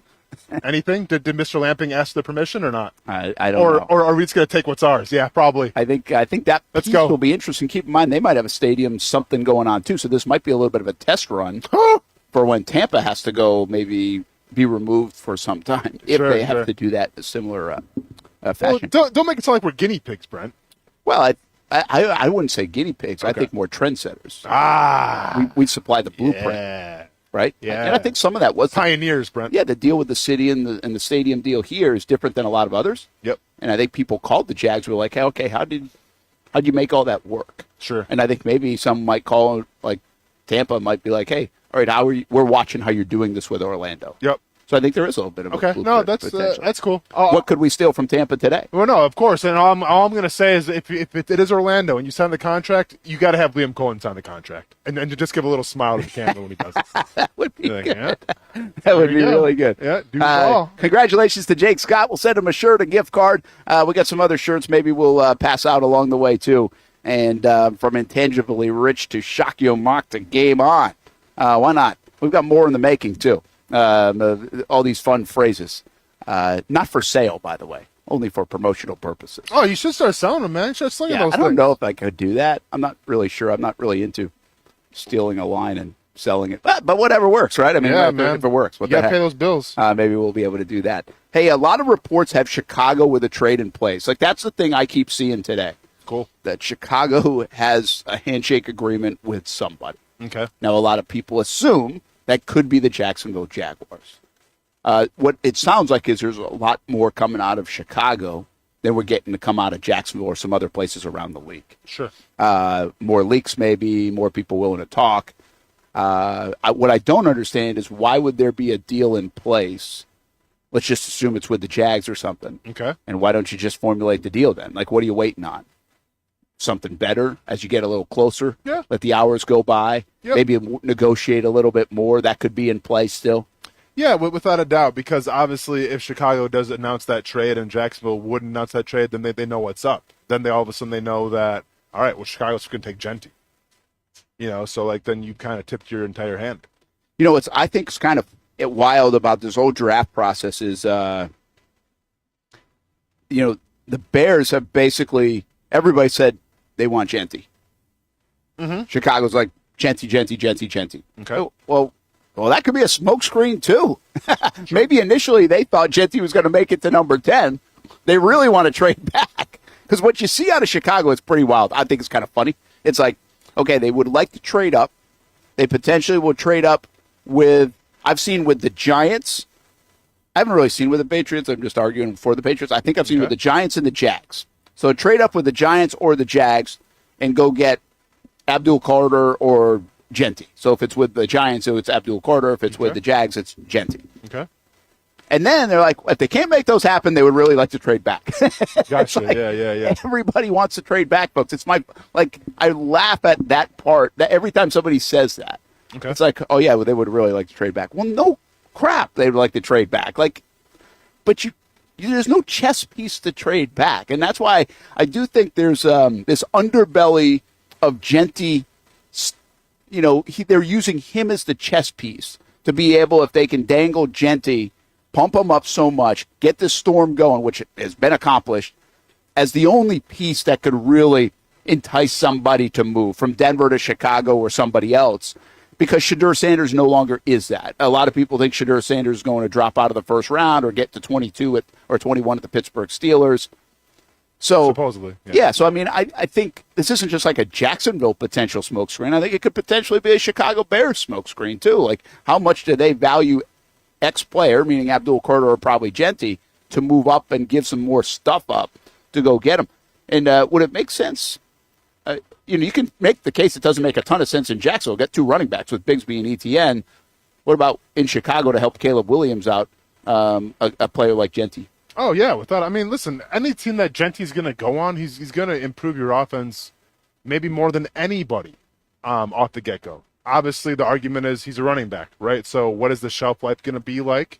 Can he stay healthy? Things like that. Can he handle the workload? But, I think unless you're the Eagles, unless you're, maybe the 49ers, who, if Christian McCaffrey's going to be out there, if the Ravens, like every other team would benefit by having Ashton Jeanty in their backfield. Yeah, and I read somewhere, and I thought it was, I don't know which publication, national publication, but I think there's this, and shoot, I think you've said it. No, we've probably said it, but you take like what the Rams have done with Stafford, you take what the Rams did with Goff, you take what the Lions have done with Goff, right?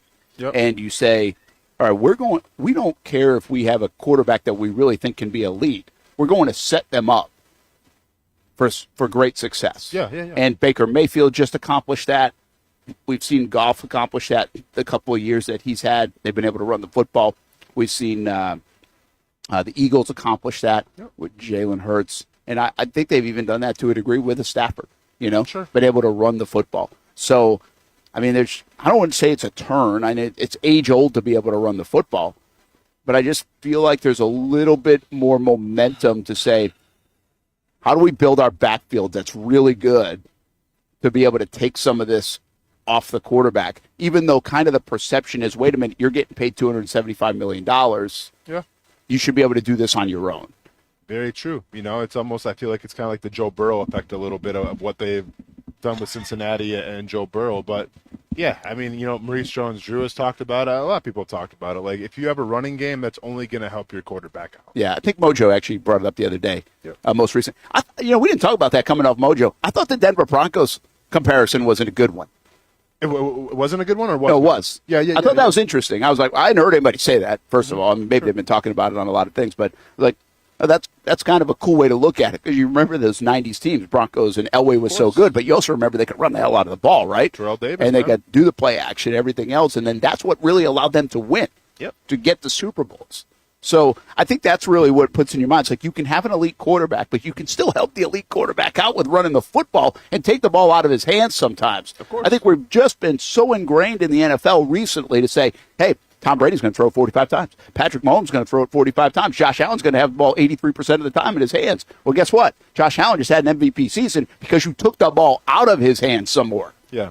Listen, sometimes when it comes to football and the X's and O's, people want to make it so hard and so complicated.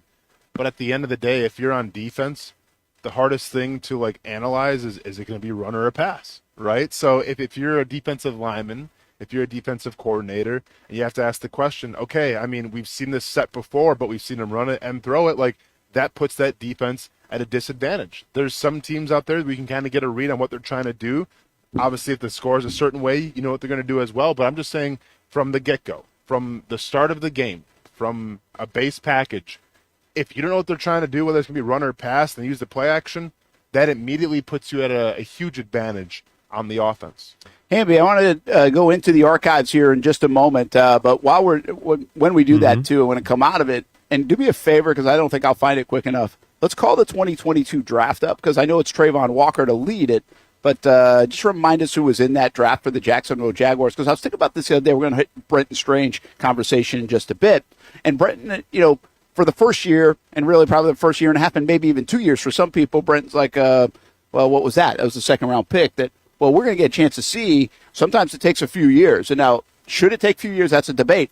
But Brenton Strange is going to really get an opportunity this year. So, we might see a little bit more out of that 23 draft class than we have seen so far is my point there. So I want to kind of investigate that 22. And the reason I bring up 22 is because we go into the archives presented by Republic Services. Remember, right? Recycling simplified. And we recycle this from 2022. It was a number 1 overall pick reaction. And it was Trayvon Walker. 2022 NFL Draft. The Jacksonville Jaguars select Trayvon Walker. Linebacker, Georgia. All right. It's okay, Dan. He's going to be great. Presented by Lowe's. There he is. Poor Dan Hicken doesn't want Trayvon Walker. I want Trayvon Walker. I'm here for you, Jacksonville. Trayvon Walker's going to be great. I love him. He's a home run kind of pick by Trent Baalke, Doug Peterson, Shad Khan, Tony Khan. Dan, don't worry about it. You've loved a lot of picks over the years. They haven't worked out. That is true. Trayvon Walker's going to work out. They got themselves a big-time athlete, Trayvon Walker out of Georgia, the national champs, and that terrific defense. I mean, listen, I'm behind the young man. I wish him nothing but the best. But again, you took projection over production. And I'll say this, Trent Baalke, you better be right on this one, buddy. You better be right on this one because this is the first pick overall, and you just took a guy who had 9 sacks in 3 years. You just took a guy who, when you watch the Georgia defense, who were historically good, did not stand out amongst. Well, there it is. Trayvon Walker, number 1, and that was our reaction from the draft night. We'll have reaction tonight. What happens with the draft pick at number 5, and we'll see what that is tonight on Action Sports Jack's 24/7 network. Our draft coverage goes 7 to 10, so we'll be live. Make sure you join us, and you can react alongside us as well. Will you have your hands in your face, or will you be fist pumping along the way? We'll take a closer look at this entire draft, but quick reaction there. I was in favor of it. I liked it. I love the swing for the fences, and I'm a big believer in Trayvon Walker still, and I understand the Aiden Hutchinson part of this. I think you would have won with Aiden Hutchinson as well. The injury last year hurts Hutchinson, but the production has been fantastic. Can't deny it. Edge right now to Hutchinson. But when you say edge to somebody, you're telling somebody else that they weren't very good. That's not the case here. Trayvon Walker's a good football player, maybe a very good football player, an ascending football player at just 24 years old. And there is nothing more that I want in my career than Trayvon Walker to be a Hall of Famer, just so I can take that back to Hicken someday and show him that he was dead wrong. Put it right in his face.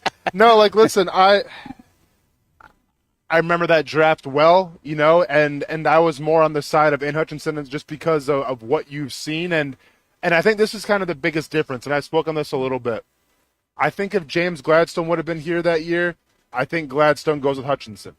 But just because, you had a GM that was more based off of the traits than production didn't mean it didn't work out sometimes. So let's give, I know we don't like doing it a lot, but in terms of Flowers, I don't think it was a bad pick. Is Hutchinson maybe the better guy right now in terms of analytics, in terms of sack numbers? Sure. But when it's all said and done, it could be neck and neck. It could be Trayvon Walker. We just don't know yet. So, yeah, he was taken number 1. And, yeah, in retrospect, I'm not mad at that pick. But I think This year, you're going to see a change where it's not so much traits anymore. It's not so much this guy's got the wingspan, this guy's got the potential, this guy's got the high RAS score, the athleticism. It's going to be more based off of what has this guy done in college. I really, and I think you're right about that. And I think it's safe to go with production when you see the production. It's like, forget about the measurables, forget about your short arms, forget about if you maybe are a little lighter as Mason Graham is, but he's got a good contact balance, all that stuff, and he's got production. A little bit of the problem with Mason Graham is his production, the 3.5 sacks, I think it was, this year, so people have questioned that. But this is where you and I kind of like, we morph. I wouldn't say we disagree. I agree with your production, but I also think there are some intangibly rich qualities that, again, when James Gladstone says, hey, what you're thinking is what I'm thinking. Sure. I think I'm thinking that about Trayvon Walker. Like, I think he is an intangibly rich player because the ceiling is so high on him and the ability to do so many different things with him is enticing. I guess my biggest question, and you've played the position, you've played in the league, are we close to the ceiling on Trayvon Walker right now with 10.5 sacks? That's where we've been the last couple of years. I look at that as an ascending player. How close to the ceiling is he? Where is he on that ascension? How much more does he go, at least in your mind? Because I take like a Josh Hines-Allen, you can ask the same thing, will he get better? Okay, yeah, probably going to get better, but we've seen 17.5. Yeah, right? Yeah. Like, we saw the ceiling, with all due respect to Josh. Like, if you could do that again, hell yeah. But, I mean, we're not asking anybody to go get 17.5 sacks when we start the season any year. So where's the ceiling for Trayvon Walker? So, I mean, if you remember how this whole thing shook out before, I left the old show, my biggest comparison was Trayvon Walker's Rashawn Gary, and I still stick by that. So if you follow what Rashawn Gary's career has done, and don't really follow last year, because even though he was a Pro Bowler, definitely wasn't his best season, but I think you're going to be anywhere from the 11 to 12 sack range with Trayvon Walker. Like, I have a hard time believing he's going to get like that 17.5, 18 range, especially if they start using more as a 3 technique. We'll see, how this draft shakes out and everything. But I think consistently you're talking double-digit sacks, and if that's the case, man, I think you would take that.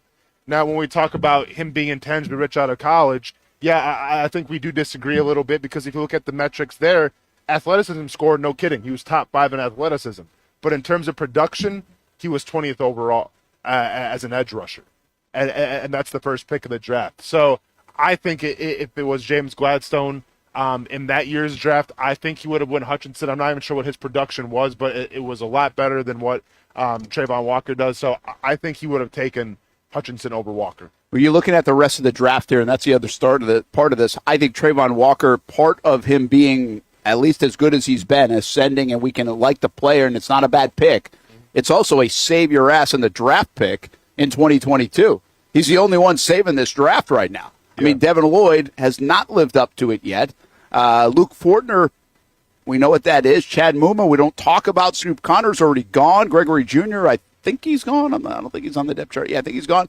And Buster Brown has actually probably done more than any other player outside of Walker, and I'll give you Lloyd, because Lloyd has certainly impacted. But Buster Brown has been an impact player for them. So it's really debatable who's the second best pick of that draft class right now for the Jacksonville Jaguars. Very short draft class, too, which is odd. We see so many picks usually at Jacksonville, and that time they only had 2 firsts, 2 thirds, and then obviously your 5th, 6th, 7th. What an interesting year. I don't remember this, because Fortner, I think, was labeled as a center pretty much right away in Jacksonville, but he actually is labeled here as a guard. Interesting. So is that a possibility that they even try him out in another spot from a depth play here in Jacksonville? We've talked a lot about that here as potential guard move, but maybe Fortner coming out of school obviously was at least in this sheet listed as a guard. I mean, it's a possibility for depth purposes, obviously, because if you're going to address the center position, in this draft, well, then, yeah, if you're Fortner, you're kind of behind it, so you probably have to move to guard. Yeah, so anyway, that's a 2022 draft class. We need to do better here this year. Yep. 2021, a lot of good things. You can spin some things. There's been some extensions there. 23, talking about Brenton Strange and others, like, hey, okay, we'll see. 24, you got Brian Thomas, and we'll see about some other things that they have. It's still too early. 22 right now doesn't look great. And again, Devin Lloyd, huge year for him. Trayvon Walker's really the only guy that you're like, okay, we build around that from the 2022 class. That is not how this works. You need more than one building block if you're going to become a winner and a consistent winner here in the NFL. You need to do better than that overall. Let's take a time out. That is, by the way, Into the Archives, presented by Republic Services. Recycling Simplified Earth Day this week. Check out recyclingsimplified.com for the easiest way to recycle and how you can benefit your community and your home and make recycling more efficient. recyclingsimplified.com. You're getting a live look right now here outside Everbank Stadium. It's pretty quiet over here for now. We got the construction going on outside the stadium. No draft party.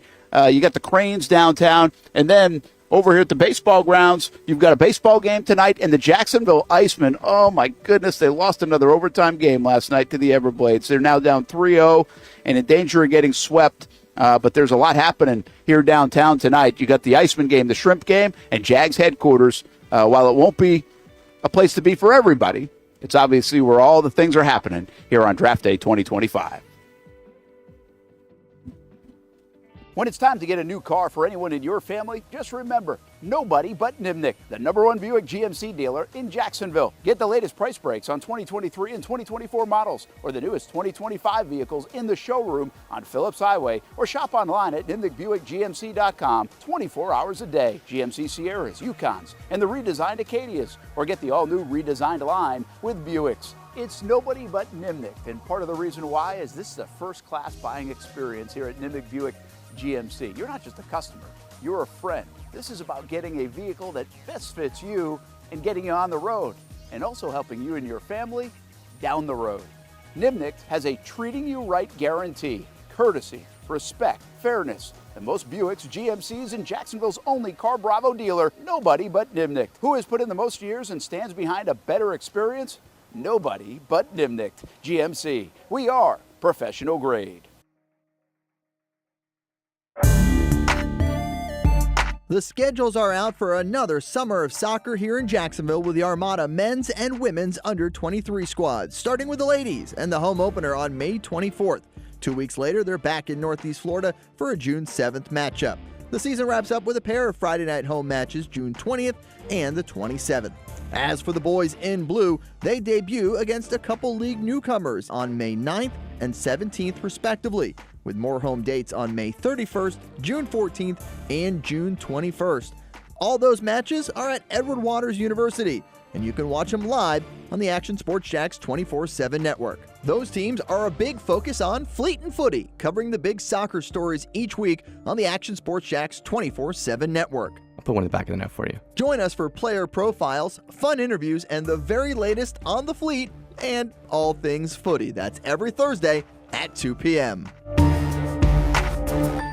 I've been telling you about CGC Water Treatment and Plumbing for a long time now. Their drinking water systems remove up to 99% of contaminants. We've had a Connecticut water softener and drinking water system in our home for more than 7 years. You can see the difference whether you're washing clothes, the dishes, or what I like to do most, fill this up for some coffee every morning, and mostly all day. Remember, if you're not filtering your water, you are the filter. Don't be the filter. Right now, you can get a free Connecticut reverse osmosis system with the purchase of a Connecticut Premier Softener. The experts at CGC Water Treatment and Plumbing will test your water for free and determine your water score. Don't know your water score? CGC will find out and recommend the appropriate Connecticut water treatment solutions so you can improve it. Call 904-552-1242 or visit cgcwater.com. Ask about our 90-day love it or leave it guarantee. CGC Water Treatment and Plumbing, an authorized independent Connecticut dealer. Florida license number CFC 1432579. There's a saying in sports, you can't win them all, but you can win a lot with good folks on your team. Like that one painter, First Coast. It's tough to beat the sun in Florida, so your home fades. It's tough to beat that HOA when they come calling. Beat the sun, beat the HOA with that one painter, First Coast. And it's a good time to do it. Less rain to work around, and painting in mild temperatures is perfect. After all, the paint bonds to the surface so much better. Give that one painter First Coast a call at 904-417-3557 or look them up at first-coast.thatonepainter.com. Fast estimate, guidance on color and HOA requirements, and the highest quality job you'll find anywhere. Be a big winner in your neighborhood with that one painter First Coast on your team.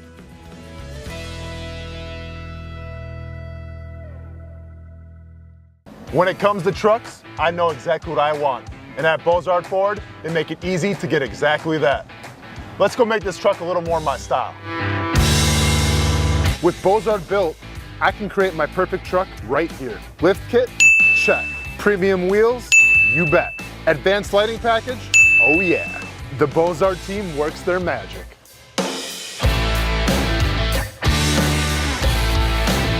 From bumper to tailgate, I'm making this truck mine. It's everything that I wanted and more. From the field to the gym to weekend adventures. This truck's built for my journey. Bozard Built. Customized for your lifestyle, built to exceed your expectations. Check out the inventory and available options at bozardbuilt.com. Unleash your dream ride. Customized, covered, and Bozard approved. Welcome back to the Brent and Austin Show, streaming on the Action Sports Jax 24/7 network. All right, so there we go. Is that the best? Are those the four guys? One of those four guys coming to Jacksonville. Would you put the house on it?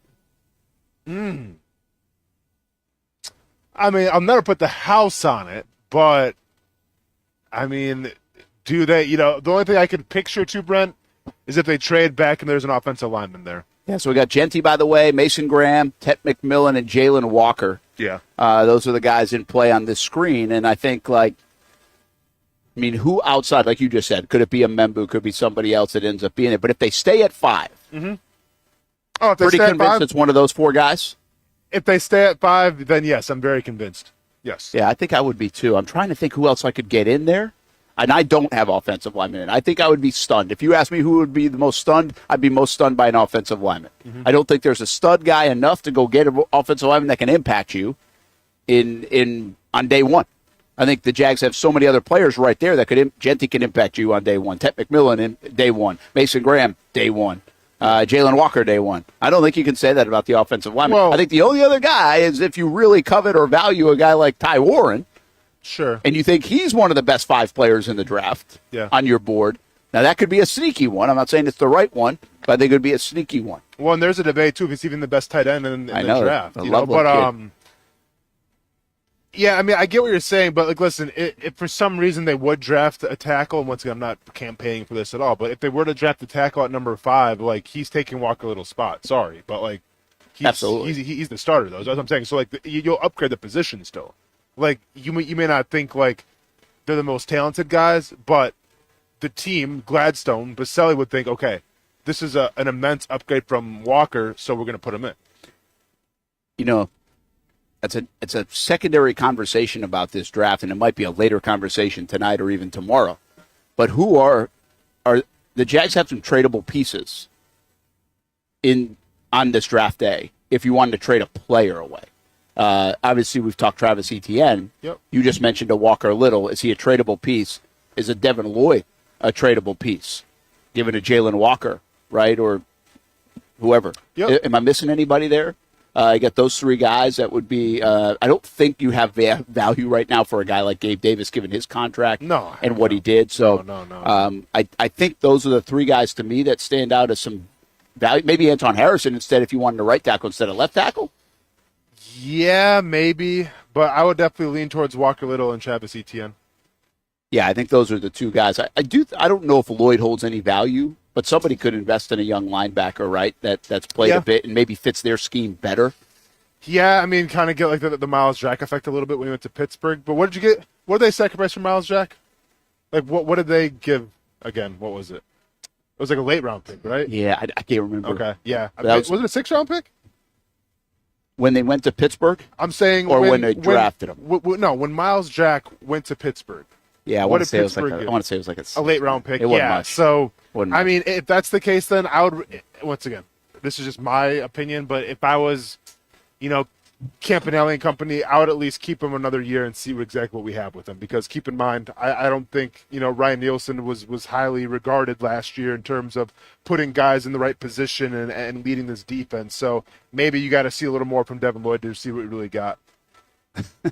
What does this mean right here? Brent sounds like Jay Uso. Day one-ish. I thought you meant like I actually sound like him because I've got like a little asthma thing going on. Oh yeah, man. I mean, that's very noticeable. Yeah, and it's like, as long as it's not contagious, we're all good. No, it's not contagious. It's not. It's like this secondary, like it's an extension of allergy season. I think for me. Okay. I get this like around this time every year. Okay. And so, I got my allergies around January, February, because that might be like the tree pollen or oak pollen or whatever. Sure, and then yeah, make it I got a feeling. I just put this together like this week. Yep. So I think I get this almost annually right around now. And it's like my dad had asthma. Yep. But I've never been diagnosed with asthma. But then I did go to the allergist, like, it might be a slight case of asthma a little bit. Yeah. And so, but I just get like, I run out of oxygen. Get you an inhaler, man. What are you doing I to know. yourself? Like I told him, like, start getting some of those PEDs for yourself. I'm man. like, yeah, Get an inhaler, man. I'm like, yeah, but I sometimes just run out of oxygen, run out of breath, shortness of breath. So, what? Oh my! Yeah, it's the way to live. Come on, man.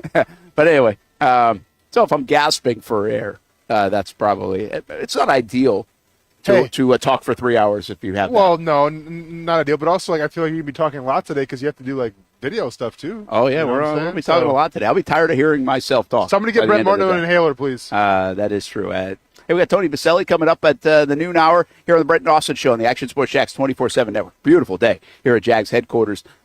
Stuart Weber had a chance to catch up with Brenton Strange on Wednesday. Strange drafted a couple years ago in the second round. His status now elevated here in Jacksonville with the departure of Evan Ingram. This is a guy I really like. I think people gave him a bit harder of a time. I don't know if it was his fault. I don't think he was used enough in the first couple of years, quite frankly, especially year one. But if you really dig into Brenton Strange, a lot of folks will talk about the way he blocks, the attitude, the way he plays the game. A lot of those things that I think the Jags need more of. And now we get to see him in an increased role here in 2025 in Liam Cohen's offense. Can he become a star player for the Jacksonville Jaguars at the tight end position? I don't know if he needs to be a star player, but I think that's going to be the curiosity is how good can he be? And now will the Jags use him to all his abilities? And can he be in the star in that room? He's going to be asked to do the most in that rebuilt tight end room. Stuart Weber catching up with Brenton Strange this week. We are catching up with Jaguars tight end Brenton Strange, and with the draft here, let's start with some draft talk before we get into a little football talk. And I'm going to start by taking you back a couple years. Give me some memories. Give me some thoughts. Late second round, you hear your name called by the Jacksonville Jaguars. What was that moment like for you? Man, it was a dream come true, honestly. I wanted to be in Florida, and God made that happen. So once you got that call, it's just like all the tension and everything that you had, it's a big waiting day. You're waiting, you got a kind of idea of when you're going to get picked. And I thought I would go second, late second, early third. And they called me, man. So it was a blessing. And I'm just happy to be in Jacksonville. So it kind of happened around when you were expecting it. Was there a lot of tension? Was there just kind of this, when's it going to happen? Yeah, they do the second and the third, right? And then, so I'm like, all right, like I'm thinking I'm going to go in the second, and it's getting towards the end of the second. I don't know how many picks were left in the second, but I was like, I know I'm going to go in the second. Come on. Let's go. So it happened. And just like I said, like all the tension and everything, like you kind of just get to sit back for a second and just look back on all the hard work that you've done and everything that you put into it, the people around you that have helped you get to this point. And it's just an amazing feeling. Let's talk about last year and kind of this year. Now that you're a player and in the NFL, how much have you locked in kind of on the draft process? Do you see yourself sitting in front of the couch watching at number 5 and wondering, just like all of us are, who the Jaguars are going to take at that spot? I'm assuming there hasn't been a team meeting to tell you guys who they're picking, right? Nah, definitely no team meetings or no info about it. I'll watch the draft for sure. I'll probably have it on in the background or something, I mean, I'm curious to see who they pick. Obviously, they're going to be a part of our team and be a big part of our team. So I'm curious for sure. I'll definitely be watching. One more draft question for you, and I'm going to have you put on your analyst hat. Tell me about Tyler Warren. Obviously plays the same position, plays at the same college that you did. Some NFL team, perhaps the Jaguars, is going to end up with a pretty good Nittany Lion, aren't they? Yeah, they are for sure. I love Tyler so much, man. He's a great player, and more importantly, he's a great person. He comes into the building every day. When I was at Penn State, with the right work ethic and just taking care of his business, because that's the most important thing. It's just coming in and taking care of your business every single day. And Tyler's a great player, and he's going to do great things in the NFL. You guys have had a chance to get in the building and get with this coaching staff as we kind of turn our attention to 2025 and the current Jaguars roster. What have these first interactions been like for you with the new offensive staff? Obviously, you kind of have a benefit that a lot of your teammates really don't, in that you keep Coach Angelo and you don't have to change your position coach. But what has the overall feel like been as you guys have to adapt to Coach Cohen and a new staff? It's been great, man. I love what they're doing. I love the just the whole attitude around everything and the culture that we're trying to set right now. So I think it's going to be great, and I can't wait to continue building on it throughout this OTAs and then going into camp. It's been really good. I know culture is obviously a big word, and we look at schemes. We wonder how all these pieces are kind of fit together. What have those conversations been like for you with the coaching staff on your role in this new Jaguars offense and kind of where you will fit in? Obviously, as right now the top dog when it comes to that tight end room. Yeah, man, I just come in every single day and I do my job and I do what they're asking me to do. So whatever they want that to be, I know I'm a reliable player. I know I'm going to come in every single day, and whatever they ask me to do, I'm going to do that, and I'm going to do more. So hopefully, I mean, it is what it is. But, like I said, like I'm going to come in and I'm going to work my tail off every single day to get better. It seems like these are kind of those formational days and weeks, though, for that offense, right? They're coming up with what they can do. Do you maybe slide a couple tight end plays across the desk to Coach Udinsky and Coach Cohen and be like, hey, I might be pretty good on this play or this play? I mean, just looking back on it and seeing the guys that they've had in their systems, I don't even got to do that, man. They've had some great players. TJ Hawkinson from Minnesota, obviously, K. Dot, and those guys have done great things. Even the guys that we brought in, they do great things. So I'm excited. I'm excited. I know a lot of people are going to miss Evan Engram. You probably one of the biggest ones as a mentor for your first couple of years here in the NFL. I'll ask you this. What was kind of the biggest thing he taught you over those 2 years as you were kind of learning from truly one of the top tight ends here in the NFL? Yeah, I'm definitely going to miss E a lot. He was my mentor, OG, all of that. I think the thing that I learned from him the most is just how he came in every single day and approached his work. Obviously, like, you come in and you work your tail off each day, but it's how you do it and being detailed in how you do it. And he's great at that. And that shows you why he's a great player. So definitely going to miss him a lot. He's going to do great things in Denver, and I'm excited for him. All right, we're wrapping up here. One of the last things, give us something that maybe we don't know about Coach Cohen and maybe this offensive staff, something that you have learned so far in your interactions with them. Wow. See, I'm still trying to get to know him as well. We only been in the building for what, two and a half weeks. Yeah. What has stood out the most to you? I will rephrase that in those first 2.5 weeks. What kind of sticks with you as you get all these chances to talk with these guys? You know what I think that I like the most about them is that obviously we're going to come in and we're going to do our work and we're going to work hard. But football is a game, right? Like you go out there and the way that I look at it, it's the same game that I played since I was a little kid. Like it's nothing more than that. Obviously it's on a bigger stage, but I think that they have that same idea of it when they go out and they just want to have fun and win. So that's the most important thing to me. And I think that seems something that's similar with them. All right, last thing. Who are the Jags going to pick? Who do we got at number 5? What's happening? If you had to pick one, who would you guess? What's your guess right now? I'm just here to help the team win games. I let them do what they got to do, and I do what I got to do. So future in politics for Brenton Strange. Terrific answer right there to stay on the fence. We will all have to find out together when the Jacksonville Jaguars make that selection in the first round. Thank you so much, Brenton. Appreciate you taking some time and chatting with us here on Action Sports Jacks. Appreciate you. That is Brenton Strange and Stuart Weber. Stuart Weber waiting baby number 1, by the way, over the next couple of days. So big moment for him on this draft day 2025.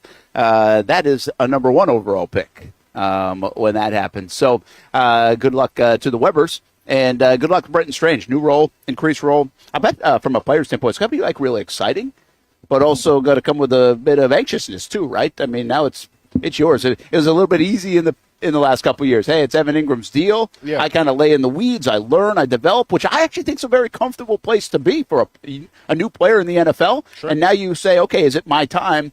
Now we'll see if he can answer the bell. Yeah, you got to answer the bell now, right? I mean, you were drafted to answer the bell. Obviously, Liam Cohen and company have a lot of faith in you, so it's definitely going to be Brenton Strange's season this year. Absolutely. Hey, we'll have more on that week, more from our Maurice Jones-Drew interview. We got Tony Boselli coming up at noon. I mean, we've got a lot of stuff happening on our Action Sports Jax brands and platforms throughout the day today. We're really just getting rolling here from Jags headquarters as that sun starts to pop here on a Thursday in Jacksonville. A beautiful day to have the draft. I think the weather's been pretty good up in Green Bay, too, so that's nice for the folks up there because you never know in late April up there in Green Bay. All right, hey, would you put a wager on the Jacksonville Jaguars pick? And Casey Kurtz has given us an assignment. Mm-hmm. We get $30 to spend. Yep. Not his money, trust me. Not real money, thankfully, or that would come out of my coffers. And we have to make 3 bets. Yep. And use that $30 however we see fit. Correct. And see if we can cash out. Correct. So, Hamby, how are you doing this? Run the show here. I will start with my own. And okay. I decided to divvy it up $10 a piece. Obviously, we didn't have to do that. We could have done $27 and $1.50 on the other 2 if we chose. But all of my bets come from Hard Rock. Cut the check. So I started with Mason Graham. And I have just wanted to, with my first bet, I wanted to get some dollars in the account, right? Not gonna do all plus $1,000 bets or anything like that. So I have Mason Graham at number 5 overall. That's plus 240. That's 10 to win 34, right? And basically, my logic on that is if you would have told me a month ago that Mason Graham going 5th overall was plus 240, I would have ran to the casino. So I'm going to stick with that right now. Next, I wanted to go a little push the envelope just a little bit, and I have the Cleveland Browns to draft Shedeur Sanders. That is plus 325, so that's going to be a 10 to win 42.5. And then I went big for the last one. It's one that I've been slightly worried about as one who's wanted Mason Graham, and that is that the New England Patriots could take him and that Vrabel could see Mason Graham being his own kind of guy. So I have Mason Graham going 4th overall. That's a 10 to win 260 burger. Ooh. Okay. Christian Barmore's a little upset, though, but... Yeah. And whoever they got from the Philly, too, in free agency. But interesting. 2 Mason Graham wagers there. All right, what you got? All right, man. You say, all right. You got to run in a minute. Okay. Well, do you want me to, build it up the suspense, or should we just say it and then he'll put it up there? Did you send him, Austin? Hamby? Yeah, send him to Casey. Don't have him. Okay. Send it to Hamby, and we'll go mine then, because I do have mine. Or you can just read it. It doesn't have to be up there. I got yours, I'm going to start backwards here a little bit. Okay, so here's what I got. I'm taking value here. Sure, could go Jeanty. It was like minus 200. But I'm going to take value at the 5th overall pick and say the Jags are taking either Jeanty or Tet McMillan at number 5, and the value is in McMillan, at least in this instance. So it's plus 400. I'm putting 15 on it. That's my heaviest wager for $75 on a payout. Realistic? Yeah. Likely? Maybe not. But a possibility. Especially if the Chicago Bears were to trade up to number 4 with the Patriots and maybe get a Jeanty. Well, now that pushes the Jags to say, okay, I want Tet McMillan. I want an offensive piece. So I'm going there. Mr. Irrelevant, I thought this was fun. I actually thought this one was not easy, but a pretty decent way to guess. I'm going to go corner at Mr. Irrelevant for plus 700, $10 to pay out 80. Okay. And then I don't know if you like this one or not, but how about a plus 5,000 to hit the big one? I mean, it's juicy. Juicy. Well, this is possible. It's juicy. One of the trade rumors that people are throwing out there, Dak Prescott moves to the Cleveland Browns or somebody like that, Pittsburgh Steelers. Yeah. Well, if that's the case, then old Dallas and old Jerry going to have to take care of his old buddy Deion Sanders and grab his son Shedeur Sanders and make him the quarterback of the Dallas Cowboys at plus 5,000. I just put $5 on that to win $255. All right. All right. I'm not mad at that. Yeah, I mean, terrible. So have some fun with it. Have some fun. That's my long shot. I mean, this is a guy that got Jacksonville feud right on Monday, that put a plus 1,000 on the Florida Gators in December. Got that one right. I am on a little bit of a roll lately. There you go, man. You heard it here first. Shedeur Sanders going to the Dallas Cowboys. Oh, man, if that comes true, this will be played on loop. This will be part of a new song. Hamby, do you got mine? Should I say them? That sure is. It's hard to see. All right, I'll just say. Okay. Yeah, you can say it. Talk through it. He's got it. He did it quick. Nice job, Which one are we on here? All right, so first this is one Milrow. we got. All right, yep, so this is Jalen Milrow going in the first round. You know, if you've been listening to the show at all, it could be for Pittsburgh, could be somewhere else. I think Jalen Milrow, in terms of the type of quarterback that the Steelers want to go after, I think he fits the mold. He can run. Arthur Smith likes that. So go ahead and give me Jalen Milrow in the first round at plus 190. $10 is going to net you, what? It would be 29 back. Next pick. Shedeur Sanders. I'm not gonna buy into all the smoke. I think the guy goes top 10 still. He's a quarterback, arguably the second best quarterback, and if that's the case, a team could trade up or a team could take him surprisingly. So go ahead and give me Shedeur Sanders at plus 225. $10 is gonna get me what? $32.50 going back. Then we got Matthew Golden. And then the last one, we're going Matthew Golden. This is simply a little bit of a trend in what we've seen from super fast wide receivers. So Matthew Golden made a name for himself because of a 40-yard dash. I think there's better wide receivers out there than him. So he's going to go over the 18th and a half pick. So he's going to start at pick number 19. I think Luther Burden, Roman numeral drop it like it's hot, could go lower than Matthew Golden as well. That could have some effect on this. That's a minus 105 right now. 10 is going to net you 9 in some change coming back. So you get what? You bet 10, you get 1952 coming back. All right.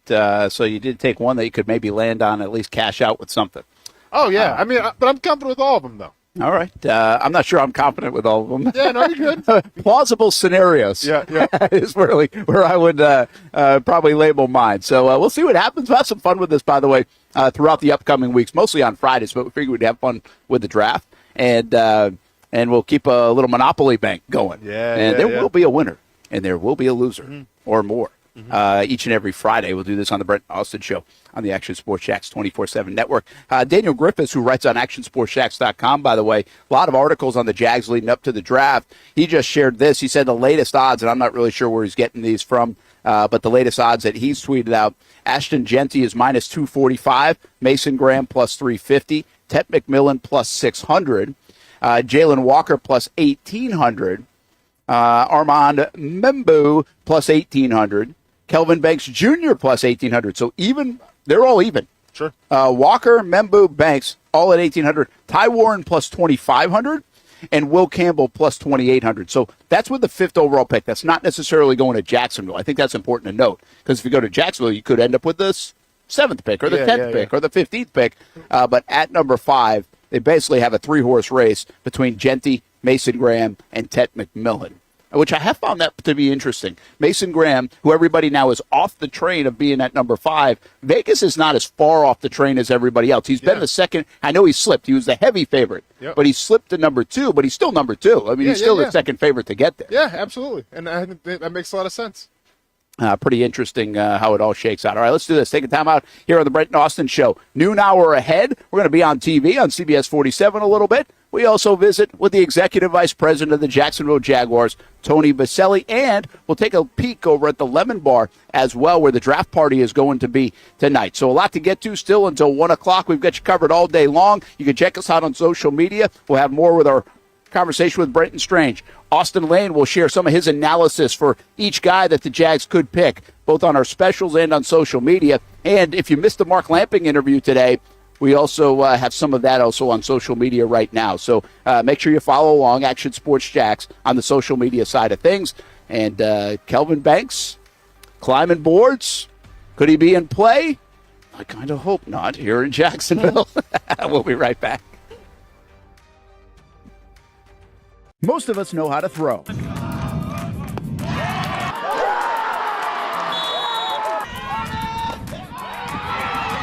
But you need to know what to throw. I'm not talking about footballs, baseballs, softballs. We're talking about those items you need to recycle. Republic Services explains it easy. Recycling simplified. 1.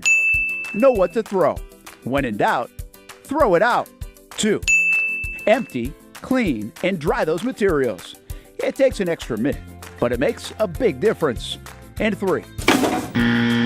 Don't bag it. This makes the recycling process faster and more efficient. This is a look at the Republic Services North Florida Recycling Center. You can make this process even more efficient. By utilizing those 3 steps, Republic Services can help you become a better recycler in your home. Learn more at recyclingsimplified.com. For the game day hustle and every day in between, juggling my show Jag Social to going under the Friday night lights and a social life, it's a daily tournament. But this ride, MVP status. The all-new 2024 Lincoln Nautilus isn't just my car, it's my personal locker room, office on the go, and VIP lounge on wheels. Let's talk tech. My profile remembers everything from customizing my dash display to setting the ambient lighting and my signature scent. And wireless charging, essential for live tweeting scores. Whether I'm packing for a beach day with friends or heading to the gym, there's space for every passion. After dominating all day, this becomes my recovery zone. The massage feature is like having a personal PT on call. Life's a non-stop game, but with this ride, I'm always on my A game. The 2024 Lincoln Nautilus. Drive your passion. You trust CGC to make your water great, and now you can trust CGC with your plumbing needs as well. Fast, convenient scheduling, licensed and insured. A quick call away at 904-552-1242. You never know when you're going to have an issue with a shower, toilet, or maybe it's a sink that sometimes is easy to fix. All right, let's be honest. I'm not fixing anything.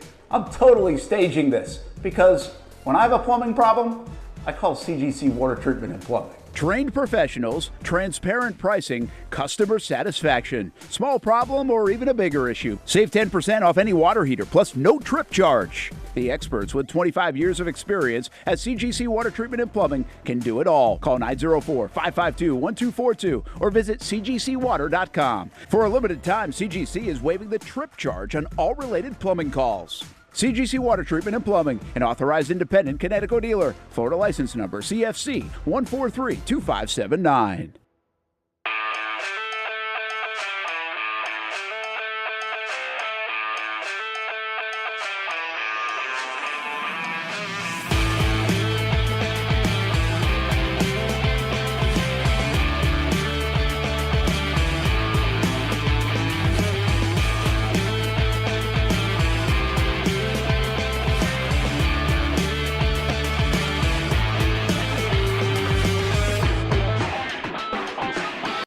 Action Sports Jacks is the biggest brand in Jacksonville, and we're excited to add another partnership for this team's biggest season yet. Action Sports Jacks 24/7 is now the official streaming network of the Jacksonville Sharks for their 15th season.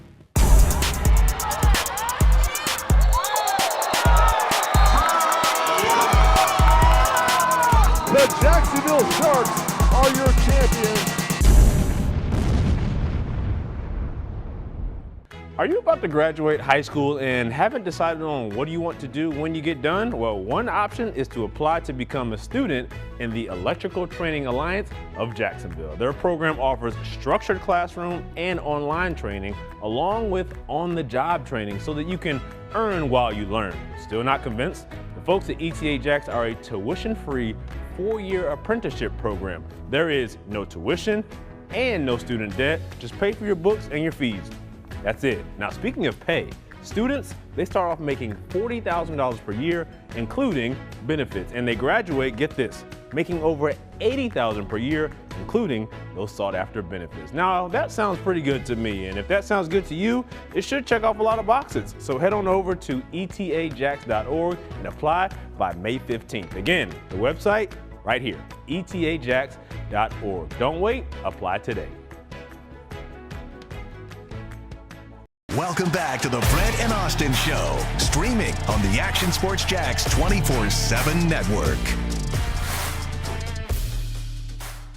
Draft Day 2025, this is the place to be. Well, really, the place to be might be the Lemon Bar at Jack's Beach. That's where I wish I was right now, but it's all good. You wish you are. Yeah. I don't wish I was at the Lemon Bar, quite frankly. I'd like to be just right here, nice and calm, controlled, and you guys can have all the chaos over there. But it'll be a fun time in Jack's Beach tonight. It'll be a fun time in Green Bay. Look, hey, the draft hats are out for the Jacksonville Jaguars, and my understanding is they'll have these in the pro shop coming up as well, and a few different hats, right, tonight over there at the Lemon Bar, too, and the draft party. So, looks like good. It? Yeah, I like it. Like it. There we go. I like your T-shirt too. You like that? Good look. Game on. I think people are going to want this shirt. Yeah, it's a good one. Listen, that's part of the fun about this. No introduction needed, right? Brent Martineau, Austen Lane, Brent and Austin Show, the Action Sports Jacks 24/7 network. Tony Boselli, the EVP of the Jacksonville Jaguars, calm as a cucumber, as my mom used to say, right? Cool as the other side of the pillow. Like, well, if you do the work. I think Austin and I were talking about MMA. Yeah. Hey, you do the work. Once you get into the ring, it's just go to work. There is something to that, right? But is that a reality? Because I didn't believe you when you told me. I was like, come on, man. I mean, you got to be anxious. It's a different seat. You're in a different seat. Liam Cohen's in a different seat. James Gladstone's in a different seat. There's no anxiety about this. No, I mean, there's no. I mean, is there anxiety because of the unknown? Sure, but that's all of life. I mean, but as far as we put the work in and have the utmost confidence in James. And his leadership through the whole process has been outstanding. Obviously, we've been on the field the last week with Liam and the coaching staff. That's been great. And so we put a lot of work in, a lot of study, and our scouts have done a great job. And we feel like we had a good plan, and we're excited for the night, and we'll see where kind of the chips fall. We sit at number 5. We don't control what happens before us. And so we'll sit back, but we're ready for it. I've heard you really have put a lot of work in. And when people say a lot of work, I'm talking like for a month, just wall-to-wall type meetings and things like that. Is that really what happens? Can you take us into a little bit of that process now that you're invited into that process? Yeah, I mean, I think, this started, it was busy from the beginning because we started by hiring a head coach. And then you get into the whole staff. And right up to the eve of the combine, we hired James Gladstone, and so you kind of squish all your free agency in. We got through that. We were happy with that, and then it's heads down on the draft. And the good news is our scouts had done so much work, like every team, throughout the season, gathering information, and then you just start digging in to the players and start looking at it and getting perspectives and getting the coaching staff involved. That's critical. And James ran a great process, and it doesn't feel like work, though. Yeah. I mean, it's ball. You're watching football. I mean, what else you want to be doing? So, yeah, we've done a lot of mock drafts, too. There's a bunch of them. I will say this. Doing this job now and reading the mock drafts, I'm going to say I laugh a lot. Yeah, I bet you do. A lot of chuckles. A lot of chuckles. I laugh a lot. I can only imagine how much you laugh. Oh, my goodness. It's but that's part of the fun, and that's the power of the NFL, frankly. Yeah. And the NFL's done a great job of making this a year-round thing. And there's more excitement, I think, for the draft tonight than anything else going on in sports right now. And that's a pretty cool thing. Tony, when we talk about working with James Gladstone, like you see him in press conferences, everyone kind of says the same thing. He looks so young. But the way that he comes across in his demeanor, I almost get the sense of he's more of an old school type of dude in terms of how he approaches this draft, how he approaches players, but he's got like that new school mentality in terms of communication. Is that kind of on the point there? What would you say about James? James is a killer. Yeah. He is outstanding at his job. Mm-hmm. And that's why we hired him. Yeah, and it jumped out during the interview process. Shad, Liam, Mark Lamping, myself, everyone involved, that was the guy we wanted. Went through the process. It was clear at the end of the day that he was the right guy for the job. Then you work with them since the combine till now, and you see the skills, the intellect, the ability. I think, Austen, you nailed it, the ability to communicate. I talk about it all the time. He's able to take a lot of different data and synthesize all that and then communicate it in a manner to the right stakeholders. And his leadership's been outstanding. But people ask me what he's like. Well, number one, he's a dude, just a great dude. Yeah. And number two, he's a killer. I mean, don't take him lightly. I don't care if he's 34 or 54 or however old he is. He's dang good at his job.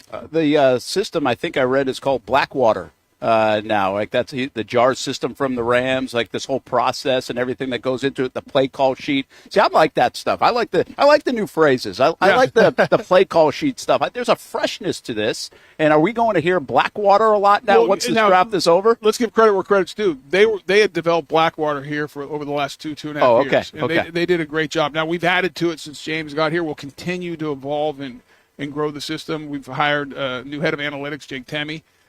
So he's on board, and so we're going to keep on growing, evolving. If you're not improving, you're getting worse. Yeah. And we're not going to stay static. So, but give credit to the people here who've been working on that for the last several years. They did a great job. We walked into a situation, we weren't starting from scratch. Like I said, the scouts had done an outstanding job. A lot of information that was already gathered, and then it was James' leadership of kind of maybe amending the process a little bit. That'll continue to change once we have a full cycle because we had to do everything really in a condensed manner. But it's been a good process. Tony, I mean, obviously, you started playing football here in the mid-'90s, but you've been around the game for a long time, and you've seen the progression now of an NFL athlete, of an NFL player, right, in terms of personality and everything.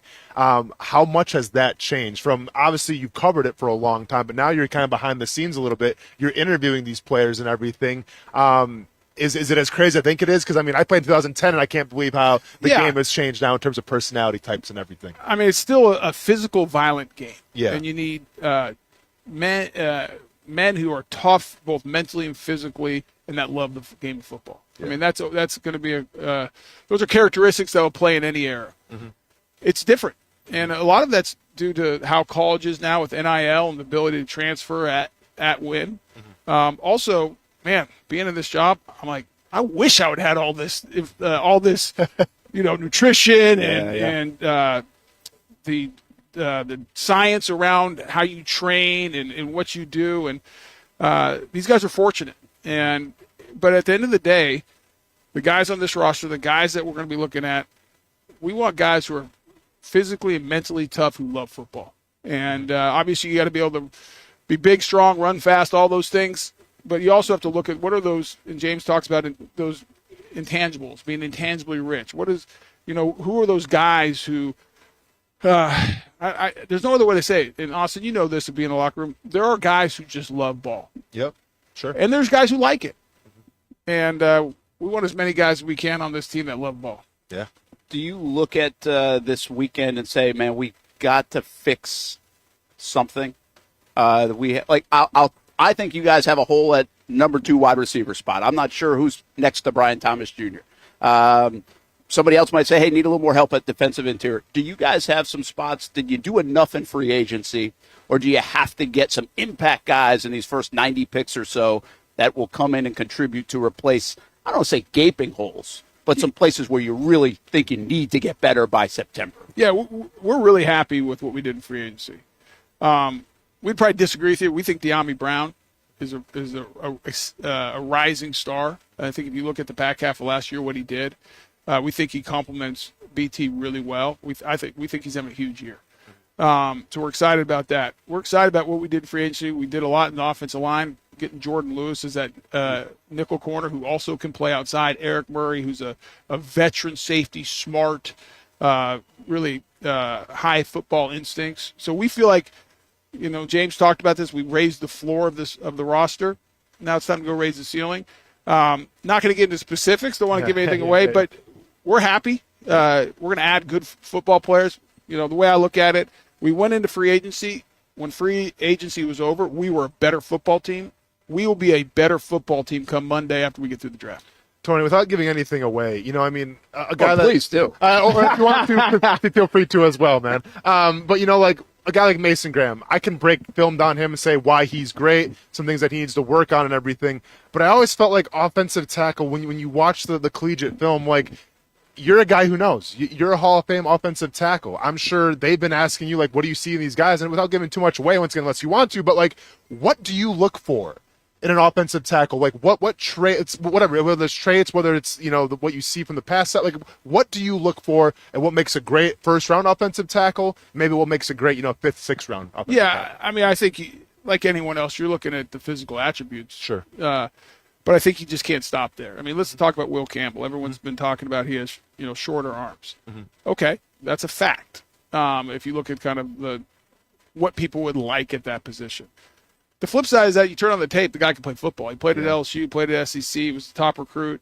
He was dominating. He has a great play style. So I look at play style and demeanor. Does the guy finish? Mm-hmm.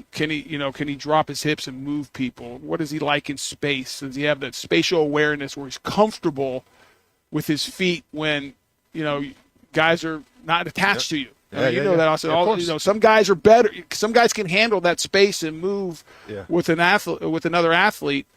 Some can't, and that's why some tackles need to be moved into guard for other reasons. Correct. And so you're looking at the total package. You're also looking at what's the makeup of the individual. But when I watch tape, I think it's second nature when you talk about offensive line, because you can see how they move. How do they move out of their stance? Can they get to the second level? The whole thing about space, and obviously then you look at physical attributes. Would you like Will Campbell to have his arms be 2 inches longer? Sure, that'd be great. But the guy can play football. Yep. I mean, he's one of the best tackles in this draft for a reason, because he put it on tape. His resume is there, and he can play ball. So you look at the whole picture, but you can't.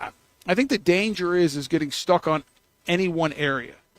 Like, this guy has to have this long of arms. He has to be this tall. He has to do X, Y, and Z. Yeah. I mean, you look at one of the best tackles in football today. It's Slater at the Chargers. Yeah. It's like 6'3", 6'4", short arms. Everyone said he couldn't play tackle, going to have to move him to guard. Well, he's a Pro Bowl tackle. I think most teams are like, we'll take that guy out there. Yeah. And so don't get stuck in any one area. Don't get stuck in any one area leads me to this. How important is the balance between practicing what you preach, physical, mental toughness?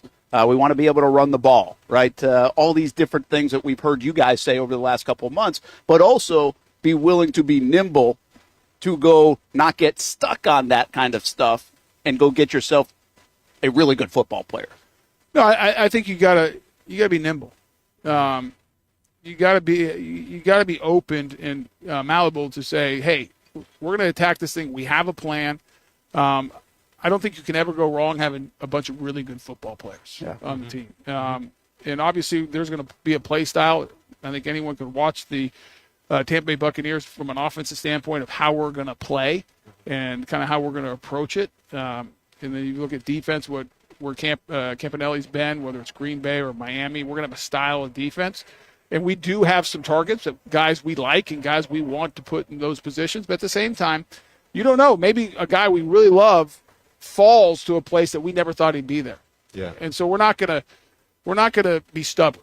We're not gonna say, hey, we have to do just this. We're gonna be open. We're gonna kind of take it as it comes. But we have a profile of a guy we're looking for, both from the physical side, the mental side, kind of the makeup, how they play the game. And you're gonna hear this a lot from me.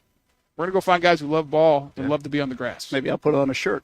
I don't know if it's as good as that. I mean, the one thing James is the master of one-liners. Yeah. I'm not going to try to compete with him on the one-liners. He'll have more T-shirts than anybody. I'm not more in pride in being made. Well, I'm gonna have to work with them, and we're gonna have to start a little side business, and we're gonna have to have trademarks and all these things Yeah, to you try might have to to. get something out of it. Lastly, let you go and appreciate you stopping by. Tony Boselli, Executive Vice President. Really a fun day here in Jacksonville, but an important day here in Jacksonville as well. And really the next couple of days, as I keep saying, tomorrow's a huge day. Round 2, a couple picks in round 3, and then try to find diamonds in the rough. Well, I'm going to on say Saturday. something else.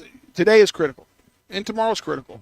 Do not think we think day 3 is just as important. I bet. Yeah, I bet. We have 59 guys on the roster right now, which is the lowest in the NFL. It is, yeah, which you're we right. are very comfortable with. Yep.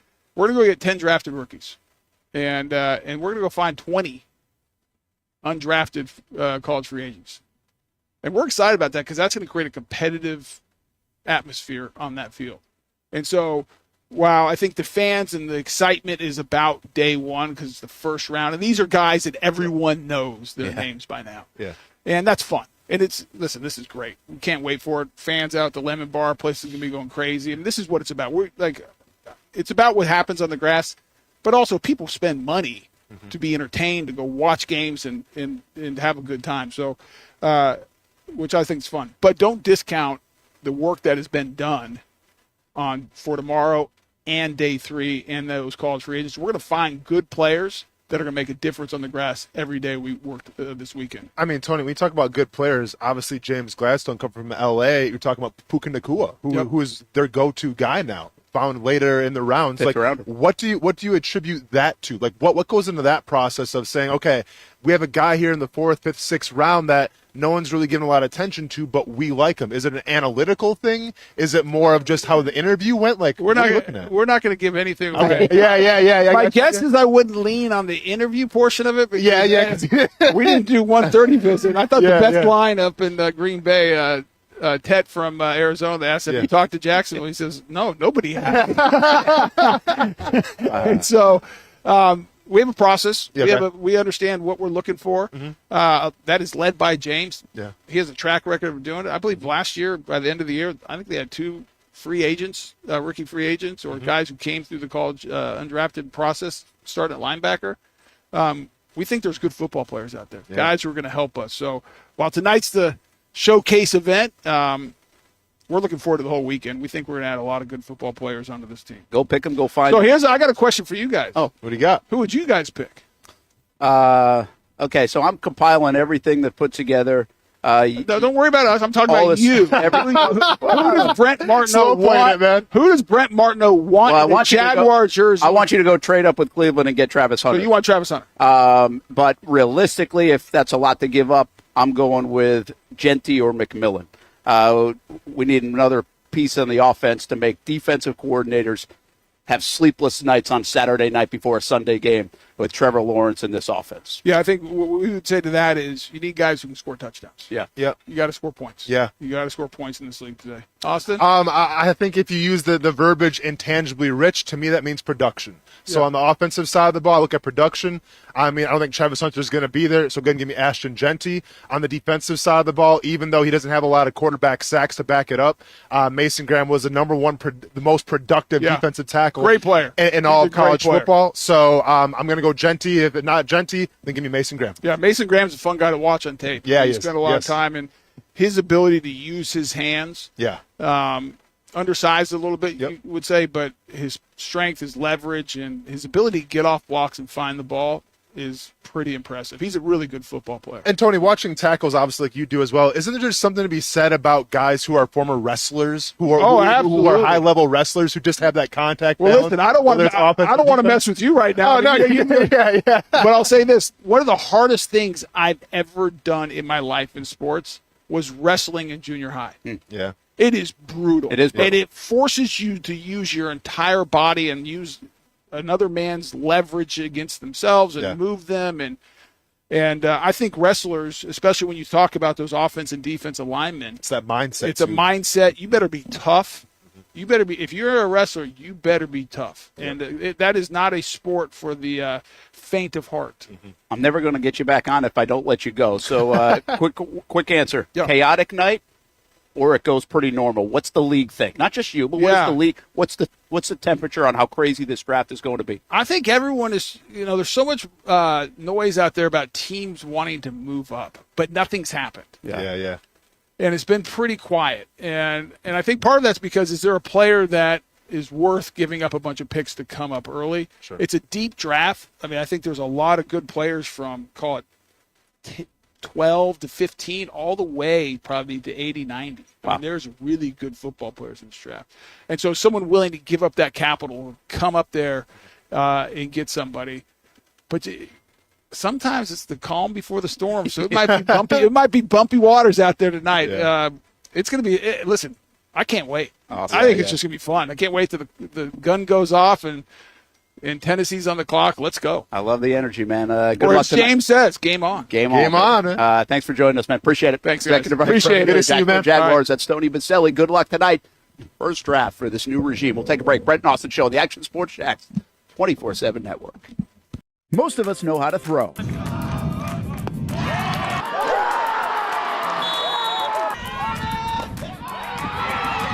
But you need to know what to throw. I'm not talking about footballs, baseballs, softballs. We're talking about those items you need to recycle. Republic Services explains it easy. Recycling simplified. 1. Know what to throw. When in doubt, throw it out. 2. Empty, clean, and dry those materials. It takes an extra minute, but it makes a big difference. And 3. Don't bag it. This makes the recycling process faster and more efficient. This is a look at the Republic Services North Florida Recycling Center.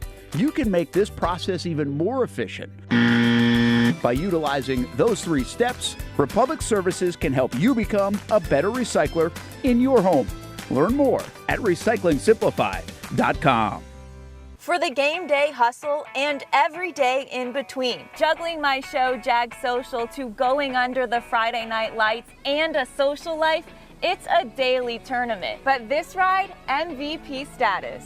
The all-new 2024 Lincoln Nautilus isn't just my car, it's my personal locker room, office on the go, and VIP lounge on wheels. Let's talk tech. My profile remembers everything from customizing my dash display to setting the ambient lighting and my signature scent. And wireless charging, essential for live tweeting scores. Whether I'm packing for a beach day with friends or heading to the gym, there's space for every passion. After dominating all day, this becomes my recovery zone. The massage feature is like having a personal PT on call. Life's a non-stop game, but with this ride, I'm always on my A game. The 2024 Lincoln Nautilus. Drive your passion. You trust CGC to make your water great, and now you can trust CGC with your plumbing needs as well. Fast, convenient scheduling, licensed and insured. A quick call away at 904-552-1242. You never know when you're going to have an issue with a shower, toilet, or maybe it's a sink that sometimes is easy to fix. All right, let's be honest. I'm not fixing anything. I'm totally staging this because when I have a plumbing problem, I call CGC Water Treatment and Plumbing. Trained professionals, transparent pricing, customer satisfaction. Small problem or even a bigger issue. Save 10% off any water heater, plus no trip charge. The experts with 25 years of experience at CGC Water Treatment and Plumbing can do it all. Call 904-552-1242 or visit cgcwater.com. For a limited time, CGC is waiving the trip charge on all related plumbing calls. CGC Water Treatment and Plumbing, an authorized independent Connecticut dealer. Florida license number CFC 1432579.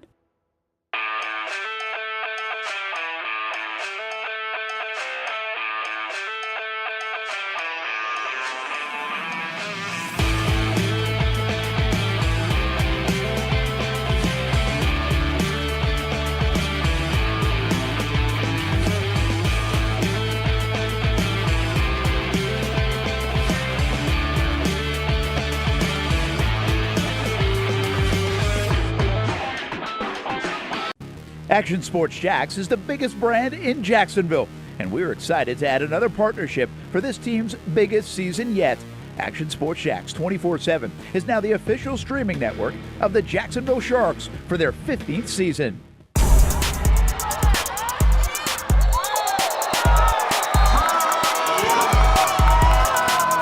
The Jacksonville Sharks are your champions.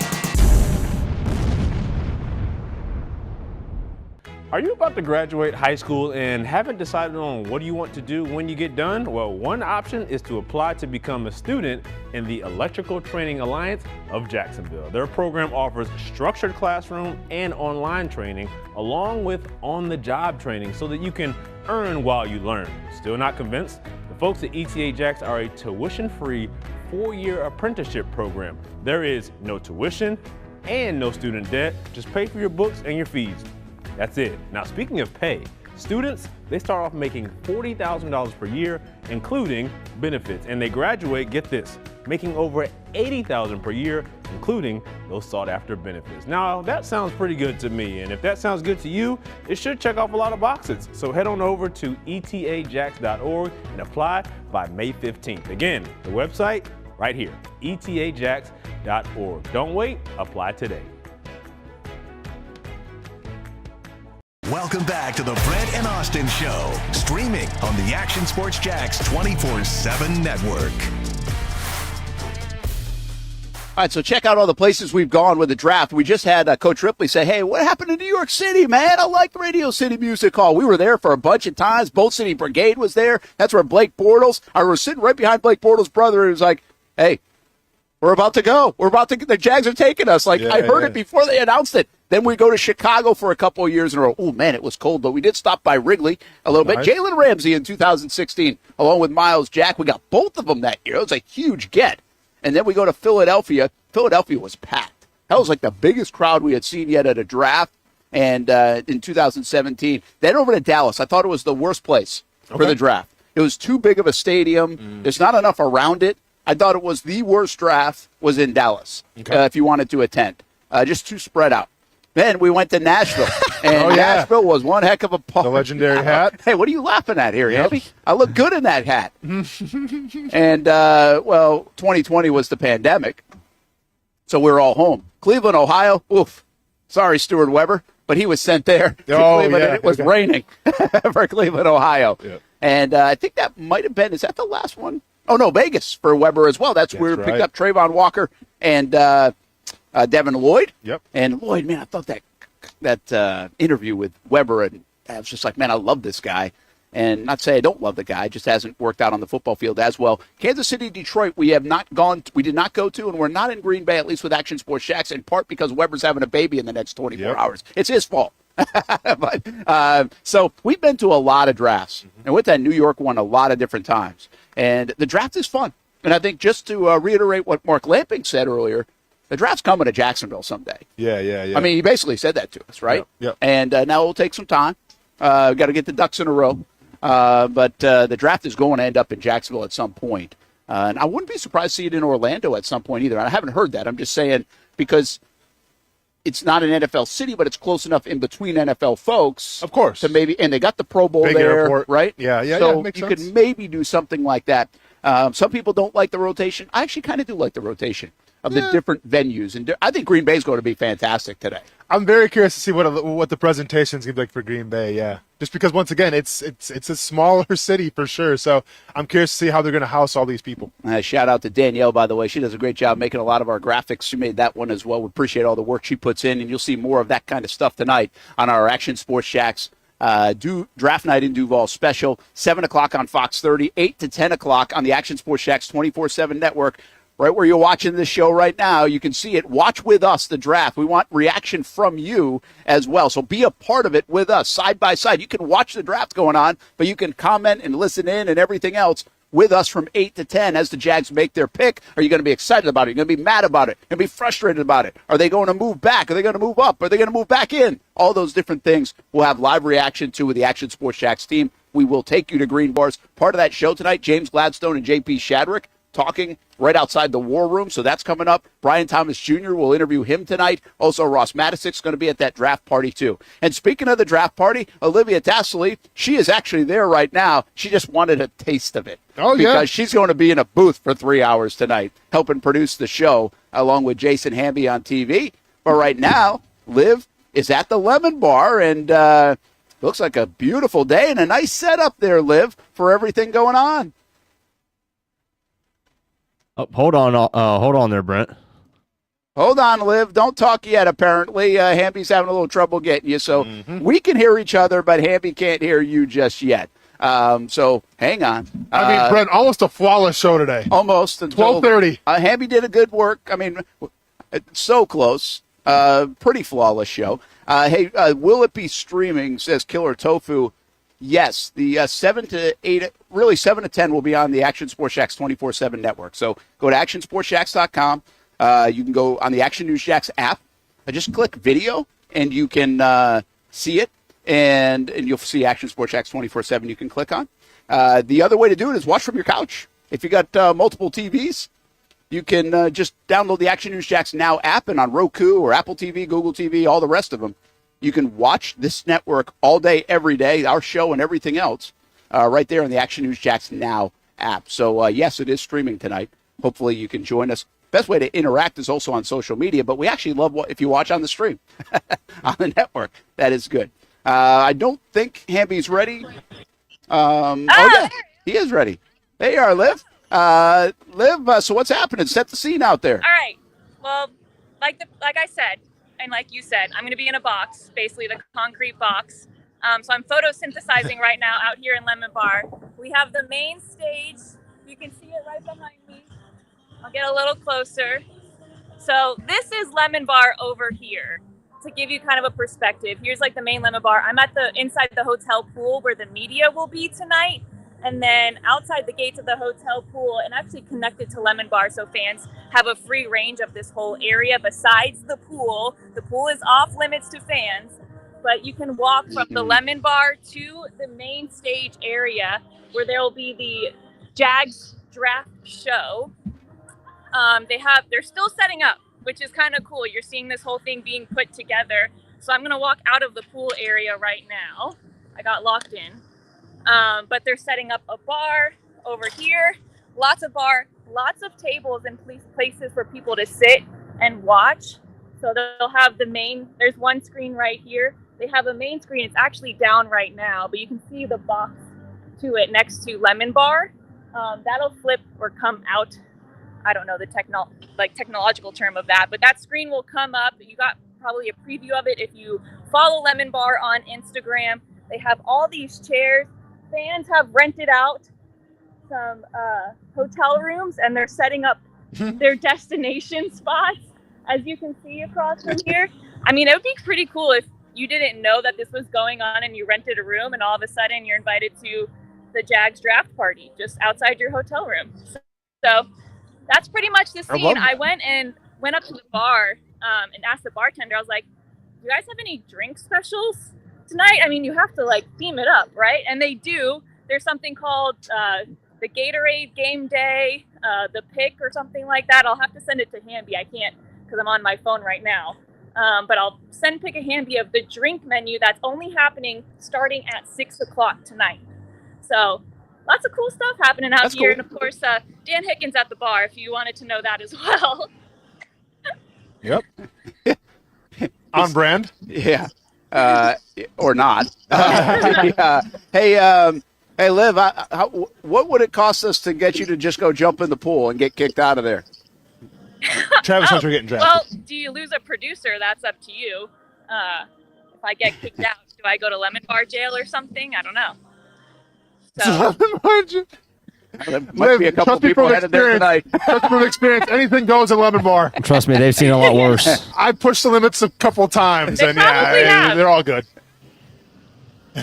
We got a beautiful day for it, by the way. There's one concern about everybody's asking. It's like, hey, where are you parked? It is not a big venue, right? So, I mean, there is a little bit of concern about that. It looks like they've done a very good job to make it as big as possible with the hotel and the Lemon Bar right there, Liv. But there's definitely hey, if you're going to make this investment to go down there and time investment and be a part of this, which looks really fun, you better have a good plan of attack, right? Oh, yeah. You have to get here early, plant your flag, so to say, like Austin and I did in Panama City Beach.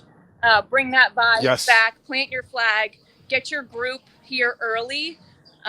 There's already a couple people. Now, granted, I don't know if these people are staying all the way till 10 o'clock, but there are people out.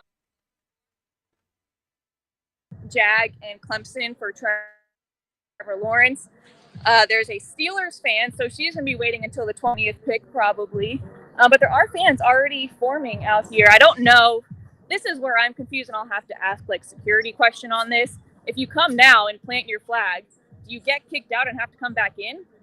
I'm not really sure about that, but yeah, I think there is. I think there's an element of this that you're really not supposed to go over till like 6 o'clock. I think that's when that kind of thing opens, but we'll continue to relay that throughout the day as well. Make sure you check Jaguars.com and all the information because it's a unique setup.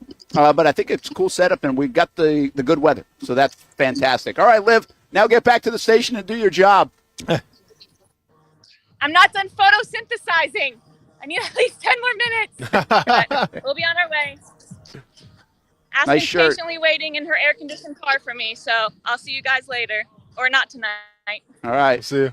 Good work, Liv. Liv is intangibly rich today. Nice. Or game on, either one. Yeah. Brent Martineau, Austen Lane, Jason Hamby. And, hey, we just had Tony Boselli on, and now that you've had a chance to digest Tony Boselli and what he said, first of all, let me just say a couple things about what I'm hearing out of the building in this new regime. Mark Lamping, we asked him about it. I thought it was interesting. If you go back to our 10:30 interview with Mark Lamping, when I asked him at the end of that about these guys, he really, applauded them, right? Praised them. And why wouldn't you? But I think what he said, if you go back and listen to that, it was a little bit of an indictment on things that have occurred in the building in the past. Not all blame on one person or anything else, but just some things that maybe weren't in sync. Yes. And it looks like they've rooted some of that out. The one thing, these guys look like they really like each other, enjoy being around each other, and it is in sync. I mean, there's no doubt it's on a same wavelength. But I've also heard people are really excited to be in the building right now. There's a lot more smiling going on, a lot more energy, a lot more fun. And everybody will tell you this, and I'll continue to tell you this until adversity strikes. That's pretty easy. But that also hasn't been in there even before adversity struck in a season. So it is a bit different. And I think Tony is doing a great job in this role so far, is what I've heard. And not from him. I didn't ask him this. Yeah. I mean, he really, from what I understand, is doing a terrific job from multiple people. That's the perception of how that's going. And I think you hear that from Gladstone and Cohen as well. Yep. And I really just thought Tony on with us. I've done this for a long time. And if you get the executive vice president or a GM or a coach on the day the draft is, there's certainly a lot of information that is privy to just them and doesn't want to be out there. And so when you have an interview like that, it's like, okay, we're probably going to get very nuts and bolts, but it's great that we're getting Tony on to get a feel for things. Yeah. I thought he led on or gave us some more information than I ever thought he would imagine. Agreed. In that 20 minutes. Agreed. And some of it was just, hey, Travis Hunter's a great player. Hey, Will Campbell's a great player. Hey, don't just look at short arms. Hey, Mason Graham, the stuff he said about Mason Graham, outstanding. What they're looking for. Are they going to be nimble? Are they going to be stuck in a certain way? But, yeah, we have a profile for a player. How about 15 to 90 in this draft? You can get a lot of good players. So these first couple of rounds are really big. Yeah. All those things. I mean, I thought it was really informative. And why I bring that up is because I think that's what we have with the new regime. That's what we have with this new Jags look. We have so much more transparency. And transparency comes in different forms. Transparency doesn't need to be like, hey, Brent, here's who we're picking, right? It was only that easy. No, but it also, like, this is important stuff, but not everything needs to be secret information is my point. And I thought Tony did a great balance of that. Like, hey, man, I can't tell you everything, but here's a little bit of insight for a viewer and a listener today. If you listen to that Tony Boselli 20 minutes, I think you'll learn some things. Oh, yeah. Listen, I think it was very refreshing and this to me, it's like the one team, one city, one organization thing. Because we talked about, like, and he didn't give away all the sauce, right? But he talked about the types of guys that they're looking for. And I completely believe Tony Boselli when he said this, that they're looking for guys that love the game of football, that love to play the game of football. And I thought that was a little telling, right? Because, there's sometimes you read about guys get knocked a little bit because of off-the-field issues or things that maybe they don't love the game of football so much. So I thought that was a little telling. And listen, and if you want to read between the lines a little bit, let's talk about it. A guy like Tet McMillan, who they've obviously done all their due diligence on. They've done all their research on, and they have a good feel for if he loves the game of football or not. If you ask the casual person, if you ask somebody just on Twitter or what we have to go off of, we haven't sat down with Tet McMillan, so we don't know.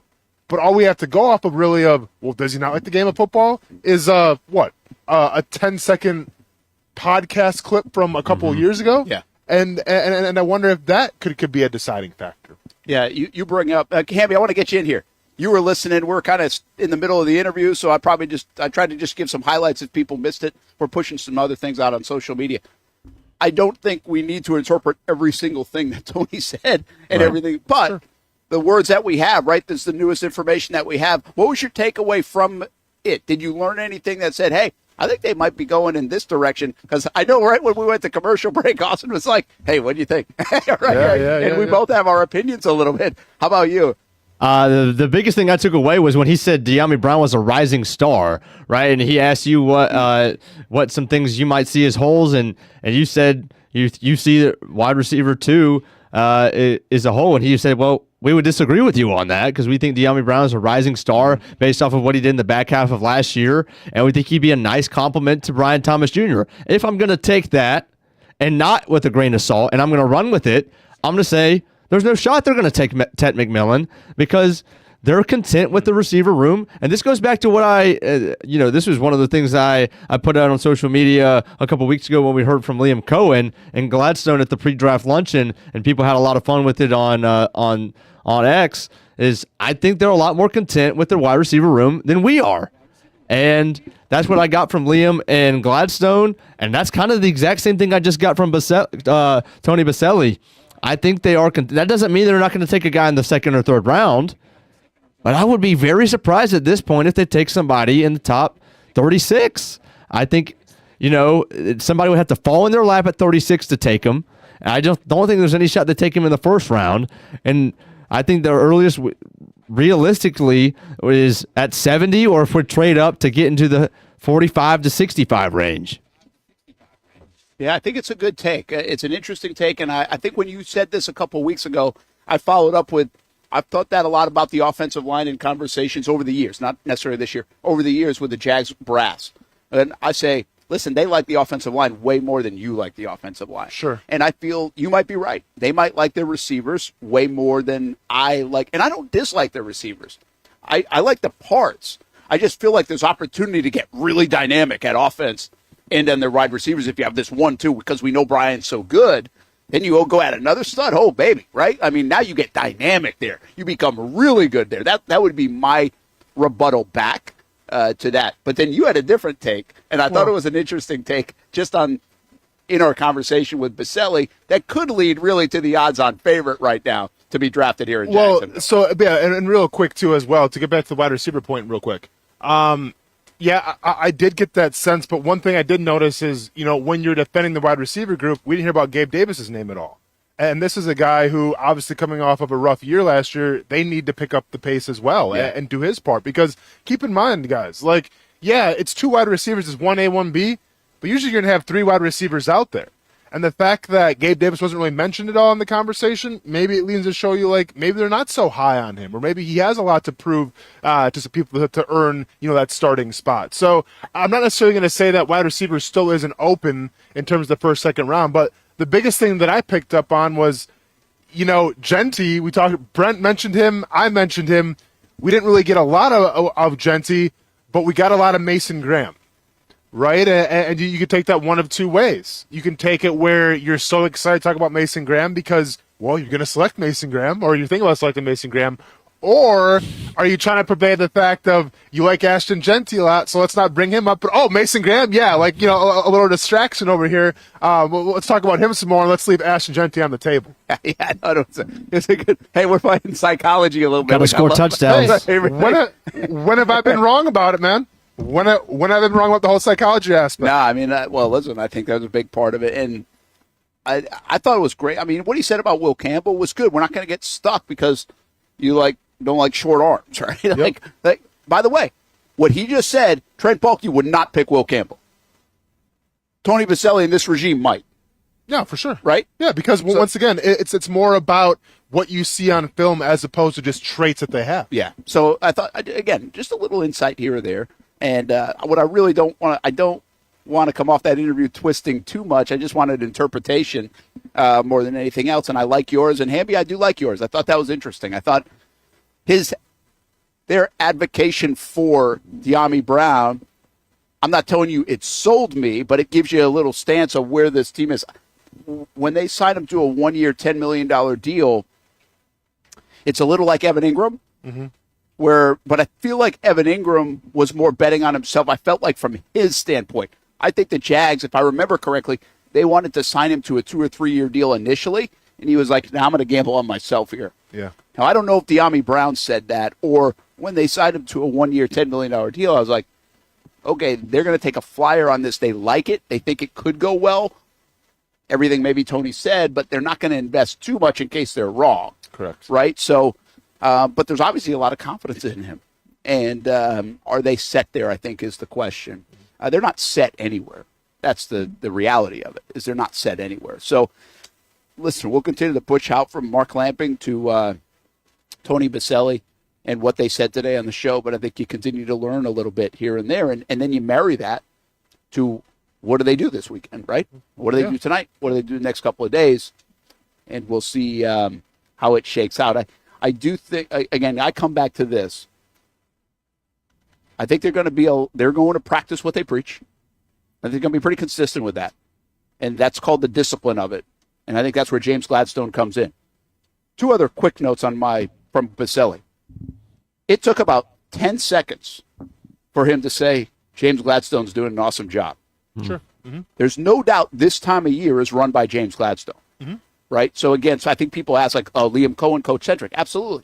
Involved, yes. Collaboration. EVP, collaboration. There have been some people that have hinted to me, like, oh, Tony's got a lot more power than I think people might have anticipated or something like that. I don't know. I think his job is his job, and he's part of it. Yep. But I actually think the power right now is all in 34-year-old James Gladstone.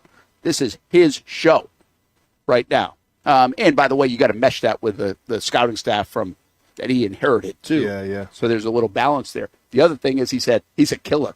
Yeah. Because, listen, I mean, he's 145 pound, 155 pounds. So can win, it looks like, 34 years old. Yep. Smart guy. Yeah. But he kind of he'd be a stone cold killer, too, in that room, right? Yeah. He's all business. Yep. Sounds like gives you a good little visualization of Gladstone, I thought. Yeah, without a doubt. You know, I kind of talked about it. I think, just because of the way that he looks and present itself doesn't mean this guy's not old school and this guy doesn't know what he's doing. You know, I think that's exactly right. And, you know, when we talk to Tony, and I've talked to Tony a couple times, right? But I get the sense that, and we always say this in fighting, there's cockiness and there's confidence. And the confidence comes from the hard work and putting the time in, and the cockiness comes from because you're trying to put on a facade because maybe you aren't so confident in your abilities and you didn't put the hard work in. Tony Boselli, whether it was before the interview, during the interview, parting, exiting the interview, seemed very confident in how tonight's going to go. Very confident. Very confident. And he wasn't lying about being, very calm. I mean, they put the work in, they know the work, and now they let it fly. Well, and what will fly? There was definitely that with Tony, too. It's like, this is unpredictable. We think we can go this way, and as I told you before, every team in the league, if you're picking at 5, is going to have a handful of players, maybe even 3, 4 players, that they know, okay, we're taking if we stay. But are you ready for it to hit the fan? Yeah. That would be interesting. I don't think you want it to go that way, but I was kind of joking with them, or maybe I did it live, I'm not sure, but I thought it was in commercial, where I was just like, it would be a heck of a rush. Yeah, right? yeah. If you only get 10 minutes to figure it all out, but it's a heck of, the part I like about this business is right before we're about to go live in a show tonight. Like, I like the rush. Okay. Like, that part to me is really fun. Yeah. That's like, tonight is fun for me. 7 to 10, there's an unknown, all that stuff. Yeah. I think that would really be cool in that room. Although I'm not sure it's cool in the moment. Yeah.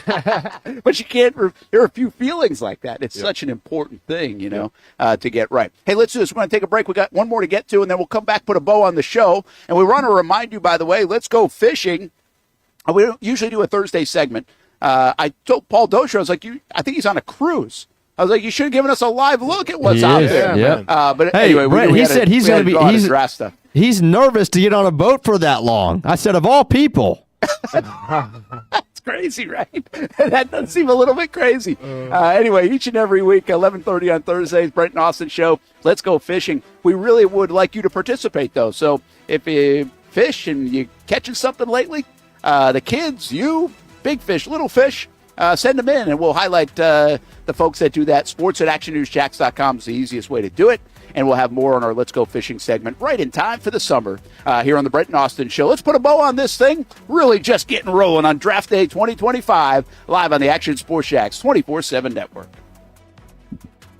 There's a saying in sports, you can't win them all, but you can win a lot with good folks on your team. Like that one painter, First Coast. It's tough to beat the sun in Florida, so your home fades.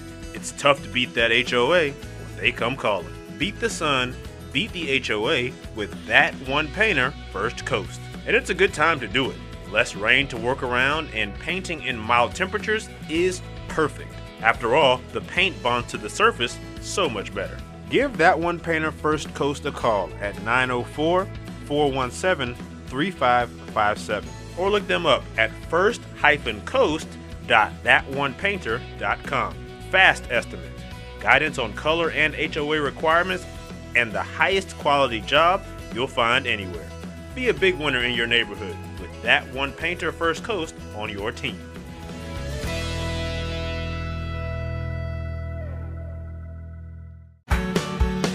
People helping people. It's at the core of what Alive Credit Union is all about, and it's been that way for over 70 years. From the start in 1954 to today, the mission remains to inspire financial wellness and give you a financially fit lifestyle. Alive Credit Union and its employees are committed to not only serving their valued members, but also our community here in Northeast Florida. I had a chance to see that commitment firsthand as Alive partnered with our Action Sports Jacks 24/7 team to bring you Armada men's and women's soccer broadcasts. Inside the 18, it is a shot, and it's a goal!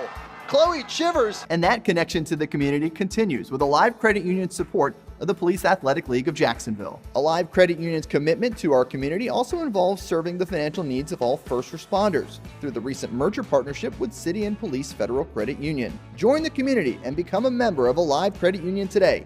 Find out the many ways you can be inspired in financial wellness at alivecu.coop.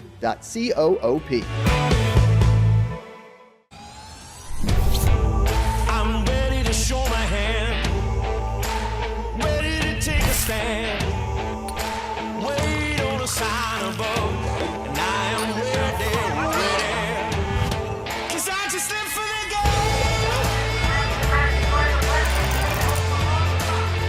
'Cause I just live for the game. 'Cause I just live for the game. The crowds for the tape. I got it. Iconic. I'm built to win. Back to back, I do it again. I'm iconic. I'm one of a kind. I'm iconic.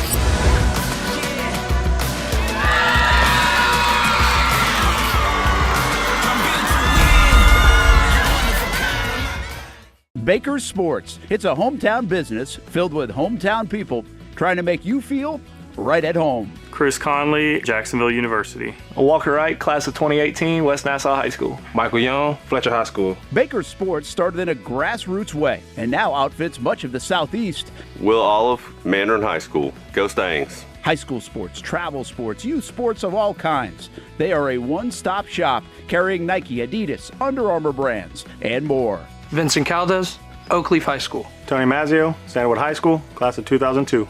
Samuel Coffrin, Paxton School for Advanced Studies. Whether it's sports teams on the field or it's your team in the workplace, like our Action Sports Jacks team, and community events like the Dream 18 Golf Tournament, and many others. Cole Tilley, Hilliard High School. Reagan Webb, Eagles View Academy. Look good, feel good, play good with Baker Sports. Custom sports apparel since 1997. Shop with the hometown team at bakersport.com. When it comes to trucks, I know exactly what I want. And at Bozard Ford, they make it easy to get exactly that. Let's go make this truck a little more my style. With Bozard Built, I can create my perfect truck right here. Lift kit? Check. Premium wheels? You bet. Advanced lighting package? Oh yeah. The Bozard team works their magic.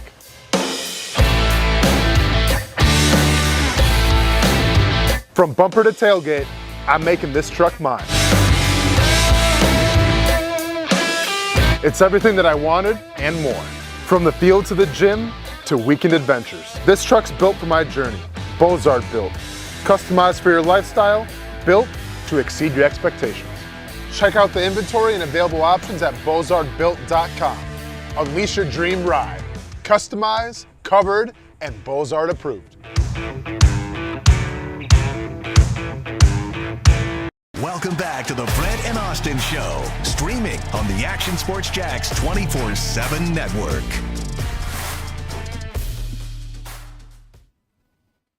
All right, so this is our mock draft. Nope. Ashton, Jeanty, Landon, Jackson, Jack. Oh, no, this isn't ours. Sorry. This is what I just did in the break. What is this? All right. You want to get one last one in? I had to get one more. I had to get one more pick in between the second and third round. Oh, that's what you were trying to do. So who'd you end up with? Like, that's where you got the receiver, right? Mm-hmm. Like that. So you got 70, 77, and 88. Or really, 77 would be that pick at defensive tackle. Right. So, okay. Let's see. What else we got to finish this thing up? Got 5 minutes to go. Brent Martineau, Austen Lane. Really been a fun show. Thanks to Steve Sesnick. He's been here. Hamby, Liv for checking in. Stuart Weber with Brenton Strange. Thanks to the Jags really for helping us out with our draft coverage. The PR department and the folks logistically letting us hang out here. Tony Boselli for stopping by. Mark Lamping for stopping by. It's a big day, and it's felt like a big day so far, and we're really just getting started, folks. I mean, it's 1 o'clock. We'll be here until midnight. So we've got 11 hours of coverage still to come here on CBS 47, Fox 30, on our Action Sports Jacks 24/7 network. Really hope you can join it, and we've got some fun stuff going on there, including instant reaction. Really, the idea with our show from 8 to 10 is a side-by-side experience. You can be watching the draft wherever you watch a draft and also help comment and interact with us in reaction, live reaction of what you think's going to happen, what is currently happening, and what does happen with this draft. What is going to happen tonight for the Jacksonville Jaguars? Do they move up? Do they move back? Do they stay? And who do they take?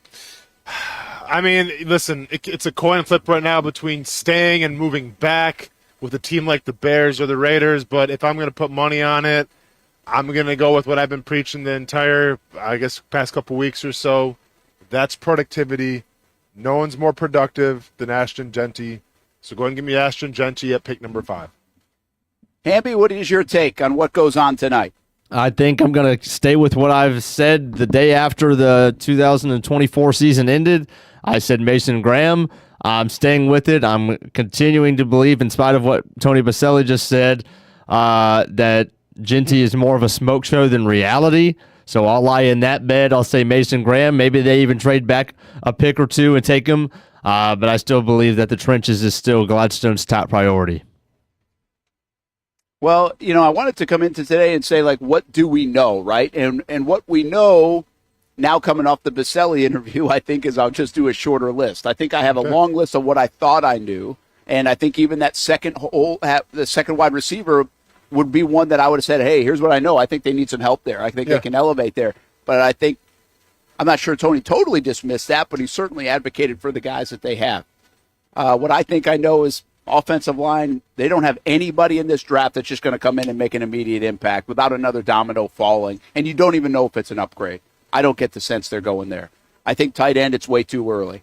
I think defensive tackle, I disagree with you. I just have never thought the Mason Graham thing made a lot of sense for instant impact this year. I also think it's a defensive tackle heavy draft, so they can get better and quality in the second and third round as well. I think cornerback is still a pretty big need that people aren't talking about, but do you ride with Jarian Jones? And you're not going to take that most likely at number 5. So it really pivots all the way back to 2 positions for me. Cohen says we're going to light up the scoreboard. They want to be physical. They want to be able to run the ball. All those things mean receiver or running back, get Trevor help. Based on what Tony just said, I think it does bring running back mostly into play. And let me crystal clear on this for Jeanty for me. I think the reason you take Jeanty is because you need blue chip players, and you have them like second or third on your draft board. You have Travis Hunter as the best overall player, and you have Ashton Jeanty, the second best overall player, and you get a chance to get him at number 5 to go get a blue chip player. You'll figure out the rest later on. And there is an upgradable position at running back. Even though you have 2 guys capable, you can certainly upgrade. So I think that's why I lean Jeanty. Blue chip player more than need. Best player available. Truly best player available with Jeanty. Although I do think they would love to still explore trading up to get Travis Hunter because I think he's number 1 on their board. No, for sure. I think he's number 1 on a lot of people's boards. But, yeah, and once again, production, you call it blue chip, I call it production. And I think Ashton Jeanty's got that.